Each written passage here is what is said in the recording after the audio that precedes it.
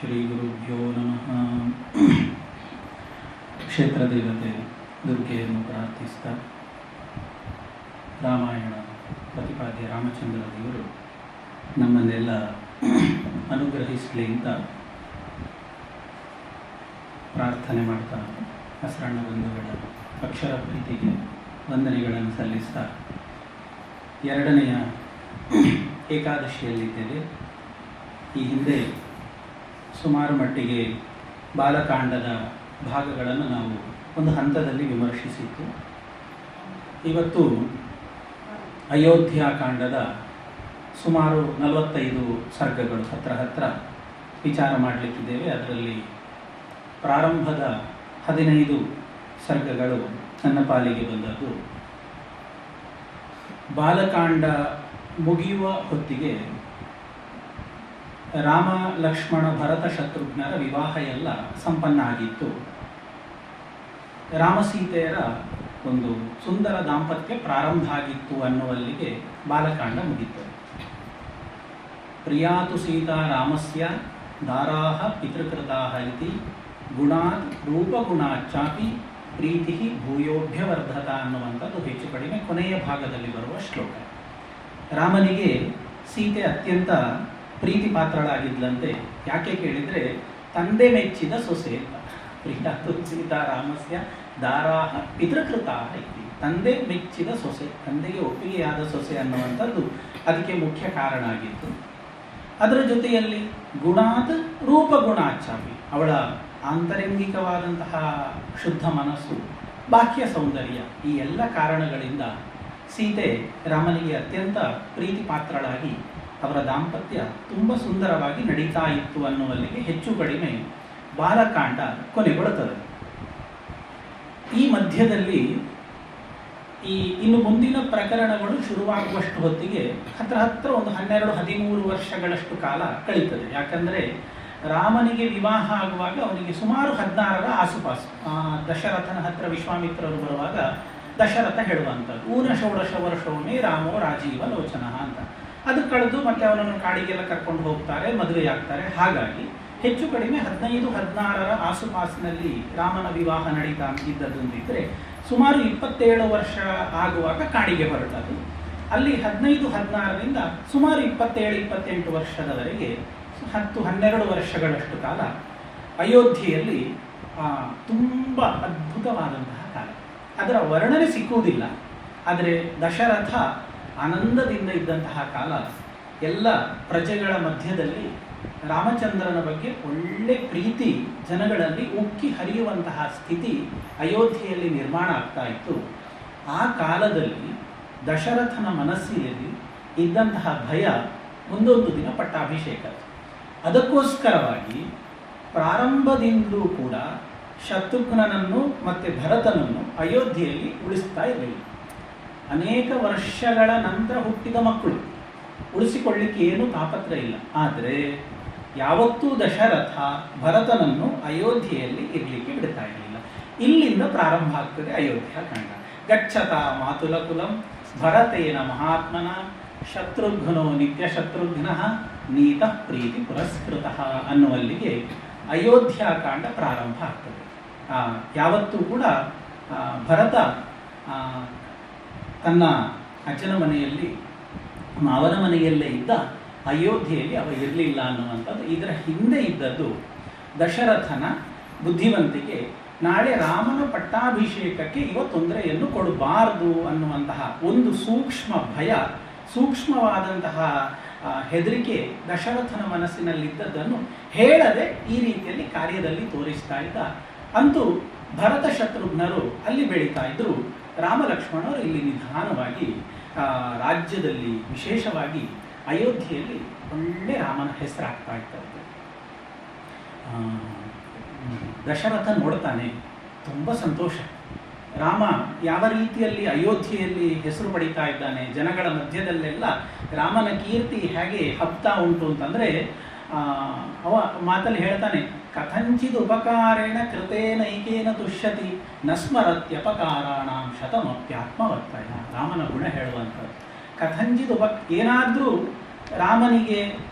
ಒಂದು ಸಣ್ಣ ಉಪಕಾರ ಮಾಡಿದರೂ ಕೂಡ ಕಥಂಚಿತ್ ಉಪಕಾರೇಣ ಕೃತೇನೈಕೇನ ದೃಶ್ಯ. ಒಂದು ಸಣ್ಣ ಉಪಕಾರ ಮಾಡಿದರೂ ಕೂಡ ಅದನ್ನು ಮರೆತು ಬಿಡ್ತಾ ಇದ್ದೀನಿ. ನಸ್ಮರತ್ಯಪಕಾರಾಣಾಂ ಶತಮಪ್ಯಾತ್ಮವರ್ತಯ. ಒಂದು 100 ತೊಂದರೆ ಮಾಡಿದ್ರೂ ಕೂಡ ಅದಿರಲಿ, ತೊಂದರೆ ಇಲ್ಲ ಹೇಳಿ ಎಲ್ಲವನ್ನು ಕೂಡ ಆ ಜನಗಳಿಂದ ಏನು ಒಳ್ಳೆಯದನ್ನು ಪಡಿಲಿಕ್ಕಾಗ್ತದೆ ಆ ಒಳ್ಳೆಯದನ್ನೆಲ್ಲ ಪಡಿತಾ ಇದ್ದ. ಏನಾದರೂ ಕೆಟ್ಟದ್ದು ಸಂಭವಿಸಿದ್ರೆ ಆದರೆ ಅದು ಯಾವುದನ್ನು ರಾಮಚಂದ್ರ ಮನಸ್ಸಿನಲ್ಲಿ ಇಟ್ಟುಕೊಳ್ತಾ ಇರಲಿಲ್ಲ. ಇದನ್ನೆಲ್ಲ ದಶರಥ ಅಬ್ಸರ್ವ್ ಮಾಡ್ತಾ ಇದ್ದಾನೆ. ಹೇಳ್ತಾನೆ, ಸತುನಿತ್ಯಂ ಪ್ರಶಾಂತಾತ್ಮ ಮೃದುಪೂರ್ವಂಚ ಭಾಷತೆ ವಾಚ್ಯಮಾನೋಪಿ ಪರುಷಂ ನೋತ್ತರಂ ಪ್ರತಿಪದ್ಯತೆ. ಒಂದೇ ಲೆಕ್ಕ ಶಾಂತಾರಾಮ ಅಂತ ಕರಿತೇವಲ್ಲ, ಹಾಗೆ ಶಾಂತವಾದಂತಹ ಮನಸ್ಸು, ಸತುನಿತ್ಯಂ ಪ್ರಶಾಂತಾತ್ಮ. ಯಾರ ಜೊತೆಯಲ್ಲಾದರೂ ಕೂಡ ಮೃದುಪೂರ್ವಂಚ ಭಾಷತೆ, ಮೃದು ಭಾಷತೆ ಪೂರ್ವಂ ಭಾಷತೆ. ಅವ ಮಾತಾಡಬೇಕು ಅಂತ ಕಾಯ್ತಾ ಇರಲಿಲ್ಲ, ತಾನು ಸ್ವಂತವಾಗಿ ಹೋಗಿ ಅವನ ಜೊತೆಗೆ ಮಾತಾಡ್ತಾ ಇದ್ದಂತೆ ಸತುನಿತ್ಯಂ ಪ್ರಶಾಂತಾತ್ಮ ಮೃದುಪೂರ್ವಂಚ ಭಾಷತೆ. ಈ ರೀತಿಯಲ್ಲಿ ಅನೇಕ ರಾಮನ ಗುಣಗಳನ್ನೆಲ್ಲ ನೋಡಿದ ದಶರಥ ಇಷ್ಟೆಲ್ಲ ವರ್ಷ ಆದಾಗ ನನ್ನ ಬದುಕು ಸಾಕು, ಇನ್ನು ಇಷ್ಟು ವಯಸ್ಸಿನಲ್ಲಿ ನಾನು ನೋಡಬೇಕಾದ್ದು ರಾಮನ ಪಟ್ಟಾಭಿಷೇಕ. ರಾಮ ಸಿಂಹಾಸನದಲ್ಲಿ ಕೂತು ಈ ಎಲ್ಲ ಪ್ರಜೆಗಳನ್ನು ಆಳ್ವಿಕೆ ಮಾಡುವಂತಹ ದೃಶ್ಯ ನಾನು ನೋಡಬೇಕು ಅಂತ ತೀರ್ಮಾನಿಸಿ ಹೊರಗೆ ಡಿಕ್ಲೇರ್ ಮಾಡುವುದಿಲ್ಲ, ಯಾರಿಗೂ ಉದ್ಘೋಷ ಮಾಡುವುದಿಲ್ಲ. ಅದಕ್ಕೆ ಬೇಕಾದಂತಹ ಒಂದು ಸಣ್ಣ ಪೂರ್ವ ಸಿದ್ಧತೆಯನ್ನು ಮಾಡಲಿಕ್ಕೆ ಶುರು ಮಾಡ್ತಾನೆ. ಇನ್ನು ರಾಮನಿಗೆ ಪಟ್ಟಾಭಿಷೇಕಕ್ಕೆ ಸಿದ್ಧತೆ ಮಾಡಬೇಕು ಅಂತ. ಅದಕ್ಕೋಸ್ಕರ ಅವ ಯೋಚನೆ ಮಾಡ್ತಾನೆ, ಪಟ್ಟಾಭಿಷೇಕ ಅಂದರೆ ಎಲ್ಲರನ್ನೂ ಕರೆಸಬೇಕು. ಪಟ್ಟಾಭಿಷೇಕ ಅಂತ ಹೇಳಿದರೆ ದೊಡ್ಡ ಕೋಲಾಹಲ ಆದೀತು ಅನ್ನುವ ಭಯ ಉಂಟು. ಸೊ ಪಟ್ಟಾಭಿಷೇಕ ಅನ್ನುವ ಹೆಸರಿಲ್ಲದೆ ಒಂದಷ್ಟು ಜನರಿಗೆ ಆಮಂತ್ರಣಗಳನ್ನೆಲ್ಲ ಕೊಟ್ಟು ಜನರ ಒಂದು ದೊಡ್ಡ ಸಮ್ಮರ್ದವನ್ನು ಸೇರಿಸ್ತಾನೆ. ಆದರೆ ಯೋಚನೆ ಮಾಡ್ತಾನೆ, ಕೇಕಯ ದೇಶದ ಅಶ್ವಪತಿ ರಾಜನಿಗೂ ಜನಕನಿಗೂ ಹೇಳಿಕೆಯನ್ನು ಕೊಡುವುದಿಲ್ಲ. ನತು ಕೇಕಯ ರಾಜಾನಂ ಜನಕಂವಾ ನರಾಧಿಪ ತ್ವರಯಾ ಚಾನಯಾಮಾಸ ಪಶ್ಚಾತ್ತೌ ಶ್ರೋಷತ ಪ್ರಿಯಂ. ಅವರಿಬ್ಬರಿಗೆ ಕೂಡ ಇನ್ವಿಟೇಷನ್ ಕೊಡುವುದಿಲ್ಲ, ಬೇರೆಲ್ಲರಿಗೂ ಕೂಡ ಒಂದು ಸಣ್ಣ ಇನ್ವಿಟೇಷನ್ ಅನ್ನು ಕೊಟ್ಟು ಒಂದು ದೊಡ್ಡ ಸಂಭ್ರಮಕ್ಕೆ ನೀವೆಲ್ಲ ಸಾಕ್ಷಿಯಾಗಬೇಕು ಅಂತ ಅವರನ್ನೆಲ್ಲ ಕರೀತಾನೆ. ಚೈತ್ರ ಮಾಸದ ಪುನರ್ವಸು ನಕ್ಷತ್ರದ ದಿವಸದಲ್ಲಿ ಒಂದು ಸಭೆಯನ್ನು ದಶರಥ ಮಹಾರಾಜ ಆಯೋಜನೆ ಮಾಡ್ತಾನೆ, ಒಂದು ಮೀಟಿಂಗ್. ಅನೇಕ ದೇಶದ ಬೇರೆ ಬೇರೆ ಭಾಗದಿಂದ ಬಂದಂತಹ ವ್ಯಕ್ತಿಗಳೆಲ್ಲ ಇರ್ತಾರೆ. ಅವರನ್ನೆಲ್ಲ ಕೂತ್ಕೊಳಿಸಿ ಒಳ್ಳೆ ಮಾತುಕತೆ ಎಲ್ಲ ನಡೆದ ನಂತರದಲ್ಲಿ ದಶರಥ ಹೇಳ್ತಾನೆ ಅವನ ಮನಸ್ಸಿನಲ್ಲಿದ್ದದ್ದು, ನೋಡಿ ಅನೇಕ ವರ್ಷ ಆಯಿತು, ಆಳ್ವಿಕೆ ಮಾಡಿ ಮಾಡಿ ಮಾಡಿ ನನಗೆ ಸಾಕಾಯಿತು, ಸಾಕು ಅಂತ ಕಾಣ್ತಾ ಉಂಟು. ಅವ ಹೇಳುವ ಮಾತು, ಪಾಂಡುರಸ್ಯಾತಪತ್ರಸ್ಯ ಛಾಯಾಯಾಂ ಜಲಿತಮ್ಮಯ ಜೀರ್ಣಸ್ಯಾಸ್ಯ ಶರೀರಸ್ಯ ವಿಶ್ರಾಂತಿಮಭಿರೋಚಯ. ಪ್ರಜೆಗಳೇ, ಆತಪತ್ರ, ಪಾಂಡುರಸ್ಯ ಆತಪತ್ರ, ಬೆಳ್ಕೊಡೆ ಅಂತ ಕರಿತೇವೆ, ರಾಜರ ಅದು ವೈಭವವನ್ನು ತಿಳಿಸುವಂಥದ್ದು. ಅಂತಹ ಆ ಬಿಳಿಯದಾದಂತಹ ಛತ್ರ, ಶ್ವೇತಛತ್ರದ ಅಡಿಯಲ್ಲಿ ಕೂತು ಪಾಂಡುರಸ್ಯ ಆತಪತ್ರಸ್ಯ ಛಾಯಾಯಾಂ ಜರಿತಮ್ಮಯ, ಬೆಳ್ಕೊಡೆಯ ನೆರಳಿನಲ್ಲಿ ಕೂತು ಕೂತು ನಾನು ಮುದುಕನಾಗಿ ಹೋಗಿದ್ದೇನೆ. ಜೀರ್ಣಸ್ಯಾಸ್ಯ ಶರೀರಸ್ಯ ವಿಶ್ರಾಂತಿಮಭಿರೋಚಯ. ಮುದುಕನಾದದ್ದರಿಂದ ಇನ್ನು ರಿಟೈರ್ಮೆಂಟ್ ತಗೊಳ್ತೇನೆ, ನನಗೆ ಸಾಕಾಗಿದೆ, ನೀವೆಲ್ಲ ವಿಶ್ರಾಂತಿ ಕೊಡಬೇಕು, ಆದರೆ ಮುಂದೆ ಏನು ಮಾಡೋದು ಅಂತ ನನಗೆ ಗೊತ್ತಾಗ್ತಾ ಇಲ್ಲ ಅಂತ ಪ್ರಶ್ನೆಯನ್ನು ಜನಗಳ ಮುಂದೆ ಇಡ್ತಾನೆ. ಇವನಿಗೂ ಗೊತ್ತುಂಟು ಏನು ಮಾಡಬೇಕು ಅಂತ, ಆದರೆ ತಾನು ಬಾಯಿಯಿಂದ ಹೇಳಿದರೆ ಎಲ್ಲಾದರೂ ತಪ್ಪಿಗೆ ಸಿಕ್ಕಿ ಬೀಳಬಹುದು ಅಂತ ತಾನು ಬಾಯಿ ಬಿಟ್ಟು ಹೇಳೋದಿಲ್ಲ. ನನ್ನ ಇಂತಹ ಪರಿಸ್ಥಿತಿ ಆಗಿದೆ, ನನಗೆ ಕೊಡ್ತಾ ಇಲ್ಲ, ಇದರಲ್ಲೆಲ್ಲ ಕೂತು ಕೂತು ಸುಸ್ತಾಗಿ ಹೋಗಿದ್ದೇನೆ, ಮುಂದಕ್ಕೇನು ಮಾಡಬೇಕು ಅನ್ನುವ ತೀರ್ಮಾನವನ್ನು ನೀವು ಕೊಡಿ ಅಂತ ಎಲ್ಲ ಕೂತಂತಹ ಸಭೆಯಲ್ಲಿದ್ದಂತಹ ಜನಗಳ ಮುಂದೆ ದಶರಥ ಕುತೂಹಲದಿಂದ ವಿಷಯವನ್ನು ಮುಂದೆ ಇಡ್ತಾನೆ. ಜನಗಳೆಲ್ಲ ಕಾಯ್ತಾ ಇದ್ರು, ಈ ಪ್ರಶ್ನೆ ಅವನಿಂದ ಬರಬೇಕು ಅಂತ ಕಾಯ್ತಾ ಇದ್ರು. ಅವ್ರು ಹೇಳ್ತಾರೆ, ರಾಜ ನೀನು ಹೇಳಿದ್ದು ಸತ್ಯ, ಎಷ್ಟು ವರ್ಷ ಆಯಿತು ನೀನು ಕೂತು ಆಳ್ವಿಕೆ ಮಾಡಿ ಮಾಡಿ ಮಾಡಿ ಸಾಕು, ನೀನು ರಿಟೈರ್ಮೆಂಟ್ ತಗೊಳ್ಳು ಅಂತ ಜನಗಳು ಕೂಡ ಹೇಳಿದರು. ಅನೇಕ ವರ್ಷ ಸಹಸ್ರ ವೃದ್ಧಸ್ತ್ವಮಸಿ ಪಾರ್ಥಿವ, ಎಷ್ಟು ವರ್ಷ ಆಯಿತು ನೀನು ಕೂತು ಕೂತು ಮುದುಕನಾಗಿ ಹೋಗಿದ್ದಿ, ಇನ್ನು ಸಾಕು ಮಾಡಿ. ಹಾಗಾದರೆ ಸರಾಮಂ ಯುವರಾಜಾನಂ ಅಭಿಷಿಂಚ ಸ್ವಪಾರ್ಥಿಮಂ. ಯುವರಾಜಾನಂ ಅಂತ ಒಂದು ಪ್ರಯೋಗ ಇಲ್ಲಿ ಕೊಟ್ಟಿದ್ದಾರೆ. ಅಂತೂ ಸರಾಮಂ ಯುವರಾಜಾನಂ ಅಭಿಷಿಂಚ ಸ್ವಪಾರ್ಥಿಮಂ. ರಾಮನನ್ನು ನೀನು ಸಿಂಹಾಸನದಲ್ಲಿ ಕೂತ್ಕೊಳಿಸು, ನಮ್ಮದೆಲ್ಲ ಒಟ್ಟಿಗೆ. ರಾಜನಿಗೆ, ದಶರಥನಿಗೆ ಒಳಗಿಂದ ಖುಷಿ ಆಗ್ತದೆ. ಅವ ಯಾವುದನ್ನು ಅವರ ಬಾಯಿಯಿಂದ ಕೇಳಬೇಕು ಅಂತ ಯೋಚನೆ ಮಾಡಿದ್ದ, ಅದೇ ಮಾತನ್ನು ಅವರು ಹೇಳ್ತಾ ಇದ್ದಾರೆ. ಆದರೆ ಕೂಡಲೇ ಒಪ್ಪಿಕೊಳ್ಬಾರ್ದು. ಆಗ ಬಂದ ಮಾತು ಇನ್ನಷ್ಟು ಗಟ್ಟಿ ಆಗಬೇಕು. ಅದಕ್ಕೆ ಕೇಳ್ತಾನೆ, ಅಲ್ಲ ವಾಲ್ಮೀಕಿಗಳು ಹೇಳ್ತಾರೆ, ಇತಿ ತದ್ವಚನಂ ಶ್ರುತ್ವ ರಾಜ ತೇಷಾಂ ಮನಃಪ್ರಿಯಂ. ಅವರ ಮನಸ್ಸಿನಲ್ಲಿ ಇಷ್ಟ ಆಗುವಂತಹ, ಮನಸ್ಸಿನ ಪ್ರೀತಿಗೆ ಕಾರಣವಾದ ವಿಷಯವನ್ನು ಕೇಳಿ ಅವ ಹೇಳ್ತಾನಂತೆ, ಅಲ್ಲ ನಾನು ರಾಜ್ಯ ಬಿಡ್ತೇನೆ, ನನಗೆ ವಯಸ್ಸಾಯಿತು ಅಂತ ಹೇಳಿದ ಕೂಡಲೇ ನೀವೆಲ್ಲ ರಾಮನನ್ನು ಪಟ್ಟಾಭಿಷೇಕ ಮಾಡಿ ರಾಮನನ್ನು ಸಿಂಹಾಸನದಲ್ಲಿ ಕೂತ್ಕೊಳಿಸು ಅಂತ ಹೇಳ್ತಾ ಇದ್ದೀರಿ. ಅಲ್ಲ, ನಾನು ಇಷ್ಟು ವರ್ಷ ಮಾಡಿದ್ದು ನಿಮಗೆ ಖುಷಿಯಾಗಲಿಲ್ಲ? ಹಾಗಾದರೆ ಕಥನ್ನು ಮಯಿ ಧರ್ಮೇಣ ಪೃಥಿವೀ ಮನುಷಾಸತಿ ಭವಂತೋ ದ್ರಷ್ಟುಮಿಚ್ಛಂತಿ ಯುವರಾಜಂ ಮಮಾತ್ಮಜಂ. ಇಷ್ಟು ವರ್ಷ ನಾನು ನಿಮಗೋಸ್ಕರ ಆಳ್ವಿಕೆ ಮಾಡಿದ್ದೇನೆ, ಬೇಕಾದ ಫ್ರೀ ಬೀಸ್ ಎಲ್ಲ ಕೊಟ್ಟಿದ್ದೇನೆ, ಅನ್ನಭಾಗ್ಯ ಅಕ್ಕಿ ಭಾಗ್ಯ ಎಲ್ಲ ಕೊಟ್ಟಿದ್ದೇನೆ. ಆದರೂ ಕೂಡ ನಾನು ಹೋಗ್ತೇನೆ ಅಂತ ಹೇಳಿದ ಕೂಡಲೇ ನೀವು ಬೇಡ ಹೇಳ್ತಿದ್ದಿಲ್ವ? ನನ್ನ ಆಳ್ವಿಕೆ ನಿಮಗೆ ಯಾವುದು ಇಷ್ಟ ಆಗಲಿಲ್ವಾ ಅಂತ ಕೇಳ್ತಾರೆ. ನನ್ನ ಆಳ್ವಿಕೆಯಲ್ಲಿ ಇಷ್ಟ ಆಗದೇ ಇರುವ ಅಂಶ ಏನು? ನಾನು ಬೇಡ ಅಂತ ಹೇಳಬೇಕು ಅಂತಾದರೆ, ನನ್ನ ಮಗ ಬರಬೇಕು ಅಂತ ಆಗಬೇಕು ಅಂತಾದರೆ, ನನ್ನ ಆಳ್ವಿಕೆಯಲ್ಲಿ ನಿಮಗೆ ಇಷ್ಟ ಆಗದೇ ಇರುವಂತಹ ಅಂಶಗಳೇನಾದರೂ ಉಂಟಾ? ಸರಿ, ಅದು ಬೇಡಪ್ಪ, ರಾಮ ಬರಬೇಕು ಅಂತ ಹೇಳ್ತಾ ಇದ್ದೀರಲ್ಲ, ಹಾಗಾದರೆ ರಾಮನ ಹತ್ರ ಏನು ಗುಣ ಉಂಟು? ನನ್ನಲ್ಲಿ ಇಲ್ಲದೇ ಇರುವಂತಹ, ರಾಮನಲ್ಲಿ ಇರುವಂತಹ ಗುಣಗಳೇನುಂಟು? ಅದಾದರೂ ಹೇಳಿ ನನಗೆ ಸ್ವಲ್ಪ ಸಮಾಧಾನ ಆಗ್ತದೆ ಅಂತ. ಆಗ ಪ್ರಜೆಗಳು ರಾಮನ ಬಗ್ಗೆ ಹೇಳುವಂತಹ ಮಾತು ವಾಲ್ಮೀಕಿ ಕಟ್ಟಿಕೊಡ್ತಾರೆ. ತುಂಬ ಸುಂದರವಾದಂತಹ ಮಾತು, ದೀರ್ಘವಾಗಿ ಬರುವಂಥದ್ದು, ಎಲ್ಲ ಮಾತುಗಳನ್ನು ಹೇಳಲಿಕ್ಕೆ ಆಗುವುದಿಲ್ಲ. ಒಂದು ಹೇಳ್ತೇನೆ, ಪ್ರಜೆಗಳು ಹೇಳುವಂಥದ್ದು, ವ್ಯಸನೇಶು ಮನುಷ್ಯಾಣ ಭೃಶಂ ಭವತಿ ದುಃಖಿತಃ ಉತ್ಸವೇಶು ಚ ಸರ್ವೇಶು ಹಿತೇವ ಪರಿತುಷ್ಯತಿ. ಒಂದೇ ಮಾತು ರಾಮರಾಜ. ಒಬ್ಬರು ಪ್ರಜೆಗಳು ರಾಜನಿಂದ ಏನು ಬಯಸ್ತಾರೆ? ನಿಂದು ಬೇರೆಲ್ಲ ವ್ಯವಸ್ಥೆಗಳಿರ್ಬೋದು, ಅದು ಬೇರೆ. ಆದರೆ ಅಯೋಧ್ಯೆಯ ಪ್ರಜೆಗಳು ರಾಮಚಂದ್ರನಿಗೆ ಮದುವೆಯಾಗಿ 12 ವರ್ಷ, ಈ ಘಟನೆ ಆಗುವಾಗ ಹೆಚ್ಚು ಕಡಿಮೆ 12 ವರ್ಷ ಅಂತ ಇಟ್ಟುಕೊಳ್ಳಿ. ಈ 12 ವರ್ಷದಲ್ಲಿ ರಾಮಚಂದ್ರನಲ್ಲಿ ಯಾವ ಗುಣವನ್ನು ಅಯೋಧ್ಯೆಯ ಪ್ರಜೆಗಳು ಗುರುತಿಸಿದ್ದಾರೆ ಅಂತಂದರೆ, ವ್ಯಸನೇಶು ಮನುಷ್ಯಾಣ ಭೃಶಂ ಭವತಿ. ಜನಗಳಿಗೆ ಕಷ್ಟ ಬರುವಾಗ ಅವರ ಕಷ್ಟದಲ್ಲಿ ನಾನಿದ್ದೇನೆ ಅಂತ ರಾಮಚಂದ್ರ ಹೋಗ್ತಾ ಇದ್ದಾರೆ. ಇನ್ನು ಯಾವುದಾದ್ರೂ ಒಂದು ಮನೆಯಲ್ಲಿ ದೊಡ್ಡ ಸಂಭ್ರಮ ಆಯಿತು, ಏನಾದರೂ ಆನಂದದ ಘಟನೆ ಅಂತಾದರೆ, ಉತ್ಸವೇಶು ಚ ಸರ್ವೇಶು ಪಿತೇವ ಪರಿತುಷ್ಯತಿ. ಒಬ್ಬ ಮಗಳ ಬದುಕಿನಲ್ಲಿ ಏನಾದರೂ ಒಳ್ಳೆ ಘಟನೆ ಆಯಿತು, ಪಾಸಾದ, ಪ್ರಶಸ್ತಿ ಬಂತು, ಮದುವೆ ಆದರೆ ಒಬ್ಬ ಅಪ್ಪನಿಗೆ ಎಷ್ಟು ಖುಷಿ ಆಗ್ತದೆ. ಅಂತಹ ಅಪ್ಪನ ಖುಷಿಯನ್ನು ರಾಮಚಂದ್ರ ಅನುಭವಿಸ್ತಾ ಇದ್ದಾರೆ. ಪ್ರತಿಯೊಂದು ಮನೆಯಲ್ಲಿ, ಆ ಕಾಲದಲ್ಲಿ ಇಷ್ಟು ಜನ ಸಂದಣಿ ಇರಲಿಲ್ಲ, ಆದರೂ ಕೂಡ ಪ್ರತಿಯೊಂದು ಮನೆಯಲ್ಲಿಯೂ ಕೂಡ ಆಗುವಂತಹ ಒಳ್ಳೆಯ ಕೆಲಸಗಳ ಸಂತೋಷವನ್ನು ಅಪ್ಪನ ಸ್ಥಾನದಲ್ಲಿ ನಿಂತು ತಾನು ಅನುಭವಿಸ್ತಾ ಇದ್ದ. ಯಾವ ದುಃಖ ಬಂದರೂ ಕೂಡ ಆ ದುಃಖಕ್ಕೆ ಮಿಡಿಯುವಂತಹ ದೊಡ್ಡ ಹೃದಯ ರಾಮಚಂದ್ರನಲ್ಲಿ ಇತ್ತಂತೆ. ಇದು ದೊಡ್ಡ ಗುಣ ಅಂತ ವಾಲ್ಮೀಕಿಗಳು ಪ್ರಜೆಗಳ ಬಾಯಿಯಿಂದ ಹೇಳ್ತಾರೆ.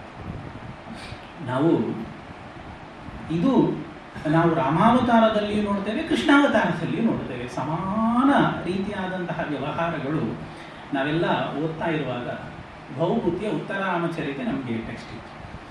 ಯಾವ ಕೆಲಸದವರ ಒಟ್ಟಿಗೂ ಕೂಡ ರಾಮಚಂದ್ರ ದರ್ಪದಿಂದ ಮಾತನಾಡಿದ್ದೇ ಇಲ್ಲ.